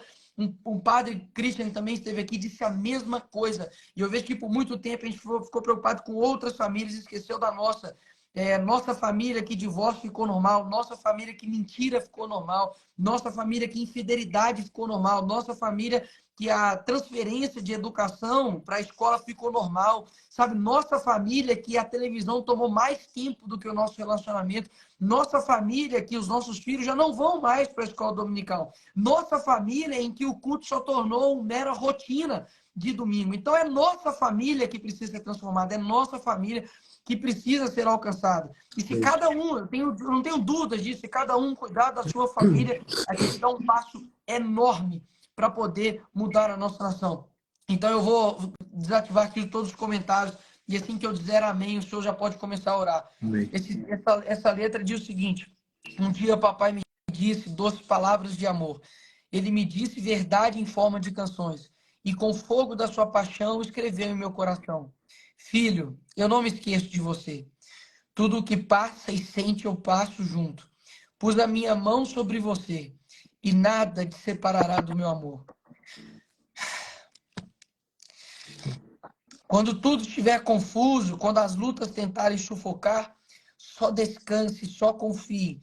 E minha paz te guardará, meu amor te esconderá. Minha criança, sempre há esconderijo em mim. E debaixo de minha sombra você pode descansar. A minha presença te cobre, te esconde do perigo. É só descansar. Com um beijo eu te acalmarei, vai ficar tudo bem. Na fumaça, no esconderijo, na nuvem de glória, um nível a mais, uma busca a mais, um desejo intenso, este é o meu lugar. Um clamor mais alto te querendo mais. Os meus ossos doem, o meu espírito clama, a minha alma chora e o meu corpo treme. Eu preciso ir ao lugar daqueles que te amam apaixonadamente e me encontrar com os apaixonados que são lavados, vestidos, coroados e que comem à mesa com Jesus. Eu sei que vai ficar tudo bem. Glória Aleluia. a Deus. Glória a Deus. Aleluia. Aleluia. Pai, nós Aleluia. oramos agora, Pai, pedindo para que o Senhor, ó Deus, coloque, Senhor, em nossos corações, ó Pai, essa paz que excede todo entendimento. Coloque, ó Deus, em nossos corações, ó Pai, que vai ficar tudo bem. Nós não somos, ó Pai, movidos por circunstâncias. Nós não somos movidos, ó Pai, por aquilo que está em nossa volta, Senhor. Nós somos movidos, ó Deus, por aquilo que o Senhor colocou em nosso coração. Um propósito inabalável, Senhor, de fazer, ó Deus, aquilo que o Senhor quer, independente daquilo que está, ó Deus, aqui no nosso país, independente da política, independente da economia. Aquilo, ó Pai, que nos toma, Senhor, o Teu Espírito Santo. Ele, ó Pai, quer fazer coisas no meio, ó Deus, do caos. Ele quer nos usar no meio da guerra. Ele quer, ó Deus, nos colocar, ó Pai, em situações onde a Tua luz, ó Deus, vai brilhar. E para isso, ó Deus, precisa muitas vezes da escuridão, Senhor. Para isso, Senhor, muitas das vezes precisa, Senhor, de dor, precisa de sofrimento, ó Pai. Para que aconteça, ó Deus, um milagre. É porque é necessário ter, ó Deus, a ação do Senhor. Para que, ó Deus, esteja, ó Pai, um momento que necessite, ó Deus, de guerreiros, é que é necessário ter uma guerra, ó Pai. É necessário, Deus, ter luz, ó Deus, num local de escuridão, Senhor. Para que haja, sabe, Deus, a cura. É necessário, sabe, Deus, que tenha ali a doença, Senhor. Para acontecer, ó Deus, o impossível, ó Pai. É necessário, ó Pai, que tenha o Senhor uma situação impossível, improvável. Eu peço, ó Deus, para que em nome de Jesus o Senhor use, ó Deus, cada um que está aqui, ó Deus, nessa live.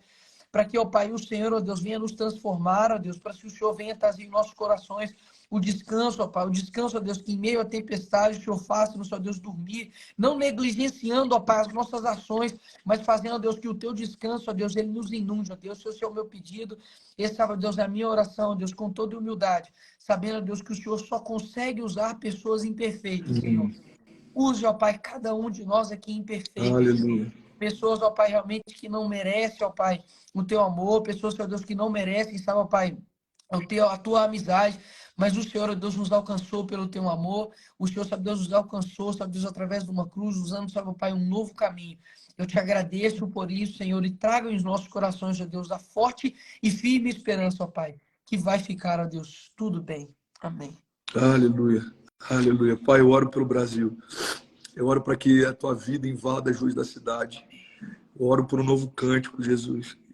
Um despertamento da Tua igreja. Pai, eu creio, eu profetizo, eu declaro em nome de Jesus que os próximos anos vão ser marcados, Jesus, não por uma reação da igreja, mas por um posicionamento da igreja.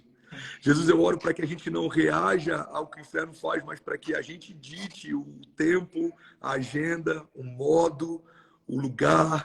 Jesus, eu oro para que o Senhor levante nessa nova geração de líderes, de Teus homens que são, não tendo que se vergonhar, Pai. Eu oro para que o Senhor levante uma geração de homens que temem ao Senhor, de homens que ligam céus e terra, de homens que profetizam, de homens que Te conhecem. Jesus, eu oro para que o Senhor levante nesses dias, Pai, um povo. Eu sinto no meu espírito que a gente está muito preocupado com nomes de políticos, com plataformas de governo, mas a Tua preocupação é com o povo. Pai, olha para o Teu povo. Olha para a Tua igreja, Pai, nós clamamos em nome de Jesus. Levanta nesses dias, Pai, homens que não têm do que se vergonhar. Levanta, Jesus, nesses dias, Pai, movimentos de clamor na igreja. Eu oro, Pai, para que todos os homens maus sejam envergonhados. Eu oro para que cada um deles sejam expostos. Jesus, eu oro para que o Senhor traga luz em meio às trevas e que todo projeto do inferno seja frustrado. Pai, nós oramos para que as armas que foram forjadas contra nós, elas não prosperem, seja quais forem. Seja através, Jesus, de de planos, projetos, de estratégias, seja através de palavras contrárias, palavras malditas. Jesus, as armas com as quais a gente luta, elas não são naturais, elas são poderosas em Deus. Por isso eu profetizo em nome de Jesus, Pai, um tempo, um mover de cura sobre a tua igreja. Eu profetizo em nome de Jesus, Pai, um resgate nas nossas igrejas dessa expectativa pelo sobrenatural, curas acontecendo nos cultos, Jesus, libertação acontecendo nos cultos, sinais acontecendo nos cultos, maravilhas acontecendo nos cultos. Jesus, eu oro por uma fundamentação bíblica, eu oro, Jesus, por um levantar de apóstolos, de mestres, de profetas, de pastores, de evangelistas, que estão mais preocupados em seguir uma agenda do céu do que serem aprovados na terra, estão mais preocupados, Jesus, de proteger a sua porção, a sua unção profética do que defender o seu algoritmo. Jesus, guarda o nosso coração de toda vaidade, Pai. Guarda, Jesus, o nosso coração de toda proteção, aquilo que é natural, Pai. Quantas vezes a gente se acovarda, preocupado em perder acessos, perder portas, em perder espaço. Jesus, eu oro para que o nosso coração só tenha uma preocupação, Jesus, que a gente se preocupe em não perder o teu coração, Pai, a tua alegria. Eu oro para que naquele dia o Senhor possa olhar para cada um de nós e dizer: servo bom e fiel. Você multiplicou o dom que eu te dei, você cumpriu o chamado que eu te dei. Jesus, eu oro pelas nossas famílias. Eu vejo tantas pessoas na linha de frente, Pai, contra uma agenda, contra principados e potestades. Eu oro para que o Senhor cubra a nossa retaguarda, e eu oro para que o Senhor levante também, Pai, líderes que vão guardar a família de líderes. Jesus, eu oro para que se levantem movimentos, eu oro para que se levantem intercessores, para que se levantem projetos, Jesus, que vão cuidar dos filhos de pastores dessa geração, dos filhos de profetas dessa geração, dos filhos de líderes de ministérios dessa geração, porque todos os dias a gente se coloca na linha de frente, profetizando, batalhando. Jesus, a gente muitas vezes está exausto, a gente ministra renovo, a gente está cansado, a gente ministra cura. Jesus, a gente está confuso, a gente ministra, Pai, direção. Pai, eu oro para que a nossa casa não seja, Pai, afetada, abalada, envergonhada, exposta. Guarda, Jesus, os nossos filhos. Guarda para que não venha da próxima geração motivo de vergonha ou de escárnio. Guarda, Jesus, para que não venha dos filhos dos líderes que têm se posicionado, Pai, um motivo para que aquilo que a gente crê e prega, Jesus, entre em conflito ou contradição. Jesus, eu oro pela geração de filhos de pastores que estão se posicionando. Jesus, eu oro pela geração dos filhos de profetas que estão profetizando. Eu oro pela geração dos filhos de mestres que estão ensinando. Jesus, eu oro pela geração dos filhos de evangelistas que estão pregando a tua palavra. Guarda, Jesus, essa geração. Jesus, guarda a mente, guarda o coração. Guarda, Jesus, para que eles não sejam, Pai, aliciados nas escolas, para que eles não sejam, Jesus, contaminados através das redes sociais. Eu oro para que o Senhor levante também, Pai, através da tua igreja, não só um braço que profetiza, que crê, que ora, que prega, que unge, mas também oro para que o Senhor levante homens de estratégia, homens que vão produzir conteúdo, homens que vão ocupar cadeiras de governo, homens que vão ocupar reitorias de universidades. Jesus, levanta homens que vão liderar em meio ao caos. Jesus, levanta homens que vão afetar o mercado, criar novos mercados, homens que vão criar novas tendências. Levanta nos nossos dias, Pai. Homens fortes, homens de governo, homens de autoridade. Jesus, levanta famílias nesses dias, famílias pastorais, famílias de ministérios, famílias, Jesus, que vão governar e liderar a tua igreja. Levanta nesses dias, Pai, investidores, levanta nesses dias intercessores, levanta nesses dias, Pai, uma igreja forte, uma igreja poderosa. Pai, nós profetizamos em nome de Jesus, Pai, que venha sobre o Brasil uma onda de arrependimento, que venha sobre a nação uma onda de avivamento. Jesus, eu oro para que crianças sejam tomadas pelo Teu Espírito Santo no meio da aula, professores sejam tocados não pela agenda que a gente defende, mas pela presença que a gente carrega. Jesus, eu oro para que a presença que a gente carrega possa constranger mais até do que a eloquência que a gente tem em discussões ou talvez em painéis. Jesus, eu oro para que a Tua igreja quebrante e gere temor, Pai.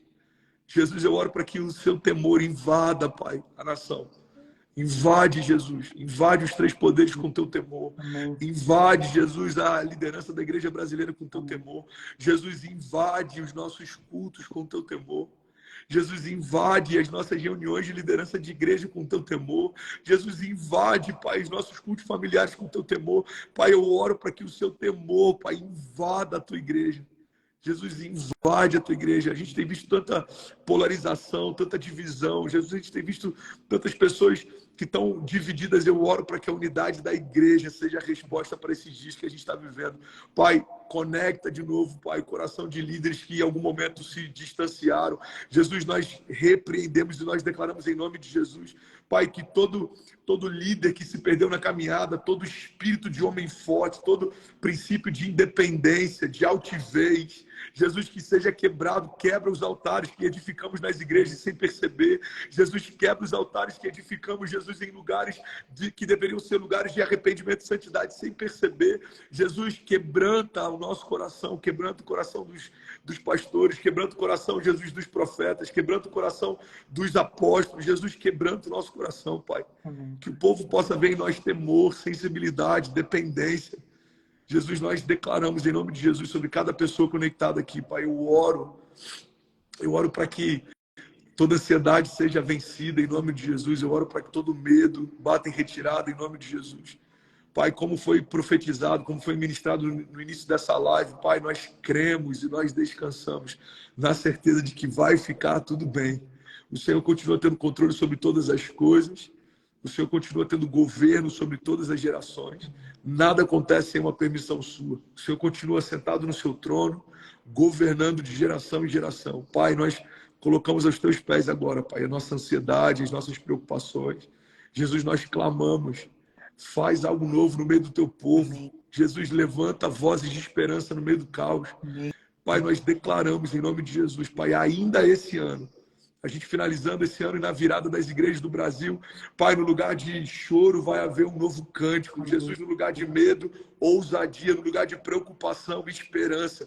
Nós profetizamos em nome de Jesus uma onda de esperança invadindo a igreja, uma onda de esperança invadindo, Pai, as ruas do Brasil, uma onda de esperança invadindo a música, a cultura, o que a gente fala, o que a gente prega, o que a gente lê, o que a gente escreve. Jesus, eu oro por um mover de esperança, uma esperança viva, Pai, mudando a agenda dos nossos dias, Pai. Nós profetizamos em nome de Jesus. Essa é a nossa declaração, em nome de Jesus, em nome de Jesus. Amém.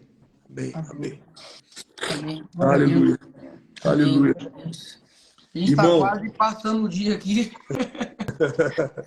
mas glória a Deus por isso. Pode falar, pastor. Cara, o que eu ia ministrar hoje aqui no início, o que eu acho que eu vou finalizar com isso. 2 Coríntios diz assim, 10:3. Pois embora vivamos como homens, não lutamos segundo os padrões humanos. As armas com as quais lutamos não são humanas. Pelo contrário, são poderosas em Deus para destruir fortalezas. E eu ia falar, cara, sobre Paulo e Silas. Uma coisa que a gente aprende na história de Paulo e Silas quando eles estão presos é que a adoração é uma arma de defesa e ela também é uma arma de ataque.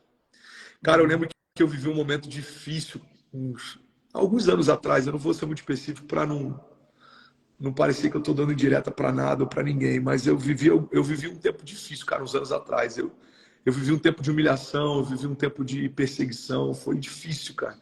E teve uma música que ela me ajudou muito, cara, no meu dia mal. E uma parte dessa música diz o seguinte: as minhas armas são louvor e gratidão.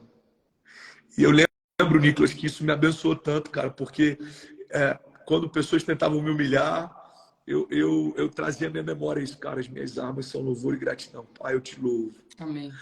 E por mais que homens maus me cerquem, o Senhor continua me guardando. Pai, eu te amo. Eu te amo mais do que todas as coisas. Eu dependo do Senhor mais do que todas elas. Jesus, homens fazem planos. Alguns têm liberado palavras malditas a meu respeito. Pessoas fazem planos para tentar me parar, para calar, mas eu te glorifico, Pai, porque o Senhor ri de todos esses planos. O Senhor é fiel em todas as suas promessas. E aí eu começava, cara, a trazer uma atmosfera de gratidão. Deus, eu te amo, porque o Senhor me livrou da morte. Eu lembro do dia que o Senhor me tirou de um leito de morte. Eu lembro do dia que o Senhor me deu minha primeira filha. Eu lembro do dia que o Senhor me chamou para o ministério. Eu lembro do dia que o Senhor me ungiu, me consagrou. Cara, não tem nada mais poderoso para o povo de Deus do que a gente se mover debaixo de louvor e gratidão, cara. Quais são as armas da igreja? Pausa. Com relação a essa oração de gratidão, eu morei fora durante um ano e eu lembro que eu estava ali na França, tinha 12 anos de idade. A minha mãe, toda a minha família também foi. E nisso, nesse dia específico, meu pai viajou para a Itália e foi a primeira vez que a gente ficou sozinho lá na casa. E a casa era muito grande e tudo, a gente decidiu dormir sozinho. E a Lavínia, minha irmã mais nova, estava bem novinha, se não me engano, tinha 2 anos por aí, e não sabia falar, né, direito, só, né, falava algumas palavras soltas. E a minha irmã mais velha, naquela época tinha 16 anos. E eu me lembro que a gente estava deitado assim na cama e do nada a irmã mais nova, pequenininha, olhou assim meio que pro nada e começou a dar um choro absurdo, cara. Gritando e gritando e gritando e olhando aquela coisa e ela acompanhava com os olhos, bicho, acompanhava com os olhos. E aí minha mãe segurou ela e aí ela parava e depois eu olhava para baixo assim, cara, ela juntava os pezinhos dela assim, parecia que alguma coisa queria, sabe, segurar ela. E nisso minha mãe orando, a gente repreendendo, falou, Senhor, o que está acontecendo? Eu repreendo e tal. E aí ela parava de novo e ela já começou a ficar cansada de tanto que ela estava chorando e vendo aquilo que a gente não estava vendo, desesperado. Uau. E aí nisso minha mãe começou a orar diferente, cara. E assim, na hora eu não saquei muito bem, mas ela começou a orar. E aí minha irmã foi acalmando e aquilo lá foi passando.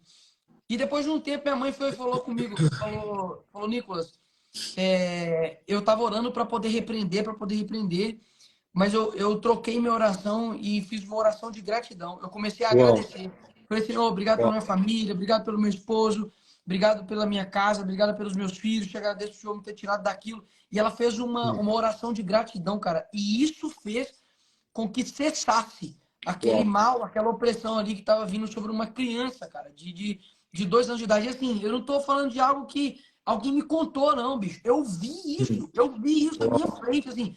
Eu tinha 12 anos, eu fiquei desesperado, porque eu falei, eu lembro que até na hora eu fiquei assim, meio que criança, né, tentando lutar com as minhas próprias forças. Falou, pô, cara, por que não aparece para mim, entendeu? Eu quero tomar isso, ao invés dela ver, porque eu não vejo, para que ela seja poupada disso. Mas, obviamente, tentando lutar ali com as armas que eu tinha ali na hora. E depois minha mãe me contou, falou, Nicolas, eu fiz uma oração de gratidão e essa oração fez com que cessasse. Então, cara, quando você falou aí de gratidão, eu lembrei disso, que é um testemunho, não só que eu ouvi falar, mas que eu vivi ele, assim, na Sim. pele. Uau. Cara, olha que forte isso. Nessa história de Paulo e Silas, a Bíblia diz que eles estão presos. Segundo alguns teólogos, o lugar onde eles estavam, onde ficava todas as fezes, cara, da prisão. Eles estavam no pior lugar. Só que eles começaram a adorar. E a adoração, cara, é uma expressão de liberdade. Só adora quem é livre, mano. O que a gente aprende com essa história é que a nossa liberdade ela não é condicional. Você pode estar preso por fora, mas você continua sendo livre por dentro. Prenderam eles, mas o espírito deles era livre. Adoração, guarda isso que está conectado com a gente. Adoração é uma expressão de liberdade. Então, quando eles começam a adorar, a liberdade dentro deles é algo tão poderoso que ela começa a gerar liberdade ao redor deles. Cara, eu acredito muito nisso, ô Nicolas. Toda a realidade que a gente carrega, ela transborda e afeta a realidade que nos cerca. Por isso que, para você, é o que eu falei, para você governar a tempestade, você tem que dormir no meio de uma tempestade. A paz que Jesus manifesta ao redor deles, naquele dia em que o mar estava, o vento estava impetuoso, o mar estava revoltado, a paz que ele coloca para fora era a paz que ele tinha dentro, cara. Então, o que ele faz? Ele só transborda. Vento, aquieta-te, mar, acalma-te. Aí eles falam, cara, quem é esse que até o vento e o mar lhe obedecem? Irmão, a paz que se estabeleceu sobre o ambiente do lado de fora era a paz que já estava preenchendo ele do lado de dentro. A mesma coisa Paulo e Silas na prisão, cara. A liberdade que eles carregavam por dentro acabou gerando liberdade do lado de fora. Então, qual que é a chave, cara, da igreja que a gente não pode abrir mão? Louvor e gratidão. Amém. O mundo está se levantando, os dias são maus, cara, as coisas estão difíceis, irmão. A gente precisa louvar e ser grato, Senhor. Eu te louvo, porque o Senhor é fiel em todas as suas promessas. Nada foge do teu controle. O Senhor não se esqueceu de nenhuma palavra. Olha o que o salmista diz, cara. Quando eu ainda era informe, o Senhor já me conhecia. Não tem nenhum lugar que eu possa fugir da tua presença. Se eu for o lugar mais alto, lá o Senhor está. Se eu for os lugares mais baixos, a profundeza do oceano, lá o Senhor estará também. O Senhor conhece toda a minha história. A Bíblia diz, olha o que o salmista diz. O Senhor escreveu a respeito de cada um dos meus dias no seu livro antes de cada um deles existir. Então, irmão, quando a gente começa a trazer à nossa memória isso, e a gente começa a descansar nessa certeza, irmão, vai ficar tudo bem. Deus continua sendo Deus, Deus continua sendo bom. E aí eu queria ministrar sobre isso, cara. 2 Coríntios 10, as nossas armas não são naturais. Elas são poderosas em Deus. Nosso louvor e a nossa adoração são armas de defesa. Ela protege nosso coração no dia mau, ela protege a nossa casa em meio a ataques, ela protege a nossa mente em meio a todo tipo de levante, mas elas também são armas de ataque. Amém. As portas do inferno não prevalecerão. A igreja vai avançar, irmão, e as portas do inferno não vão resistir. A gente vai estabelecer as realidades dos céus, a gente vai ver milagres acontecendo, a gente vai estabelecer governo, a gente vai... Cara, então, essa é a palavra que eu queria deixar, mano. Amém. Glória a Deus. Pessoal, eu quero agradecer vocês estarem aqui. Essa foi a live, obviamente, mais extensa, mas eu jamais poderia cortar aqui essa atmosfera, que não é uma atmosfera criada por meios físicos. Isso que está aqui não é uma vibe, sabe? Isso aqui está aqui, não é, sabe? Isso aqui é o Espírito Santo, sabe? Que vai comovendo a gente, que vai falando no nosso coração. E saiba que não é só quem ouve que é edificado, não. Quem fala também é edificado da mesma forma. E eu peço, né, para que hoje, quando você for orar aí, e hoje eu li uma frase do Spurgeon, que diz que se você não está com vontade, se você não sente vontade de orar, é porque você está precisando orar. Então, quando finalizar aqui, faça essa oração de gratidão a Deus, sabe? Pela sua vida, pela sua saúde, pela sua família, sabe? Pelo nosso país, sabe? Pelo seu pastor, pela sua igreja, sabe? Por tudo que o Senhor tem feito na sua vida. A oração de gratidão, ela tem um efeito muito grande. Eu vi isso pessoalmente e pode ter certeza que hoje, assim, você recebeu uma palavra aí de esperança.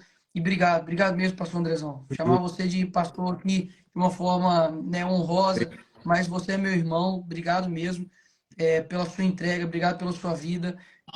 Durante a sua oração, né, você disse que muitas das vezes, né, pastores que estão cansados ainda assim vão lá e ministram, pastores que ainda estão desanimados vão lá e ministram. Muitas das vezes nós estamos confusos e ainda assim ministra. Pessoas, pastores que estão ali no momento difícil ainda assim ministram. Então, assim, pode ter certeza que existem pessoas orando, né, pela sua vida. Amém. Existem pessoas, né, de fato, que entendem a responsabilidade, entendem a dificuldade, né, que é o ofício de um pastor, mas pode ter certeza que eu tô doido, eu tô assim maluco, eu tô assim, sabe, meu coração todo dia quando eu vou trabalhar, quando eu vou fazer minhas coisas, eu tô realmente esperando Jesus voltar. Assim, não com um anseio para que acaba logo, não, mas porque eu quero vivenciar a minha casa, sabe? Eu quero conversar com o Paulo, sabe? Eu quero ver pessoas que já morreram e conversar com eles e falar, caramba, como que você conseguiu, sabe? Eu quero experimentar aquilo que Deus preparou para mim, porque assim, se meu pai, que é meu pai físico aqui, ele prepara a janta com tanto carinho para mim. Imagina meu pai celestial, bicho. Ele fala que a gente, os olhos não viram, nem ouvidos ouviram o que ele preparou para a gente. Eu estou ansioso para poder morar no céu. Eu estou ansioso para poder morar no céu. Eu não estou ansioso com a próxima eleição. Eu não estou ansioso quem vai ser o próximo governador, quem vai ser o prefeito. Acredite em mim, eu estou ansioso para saber como é o céu. É rua de ouro mesmo ou não é?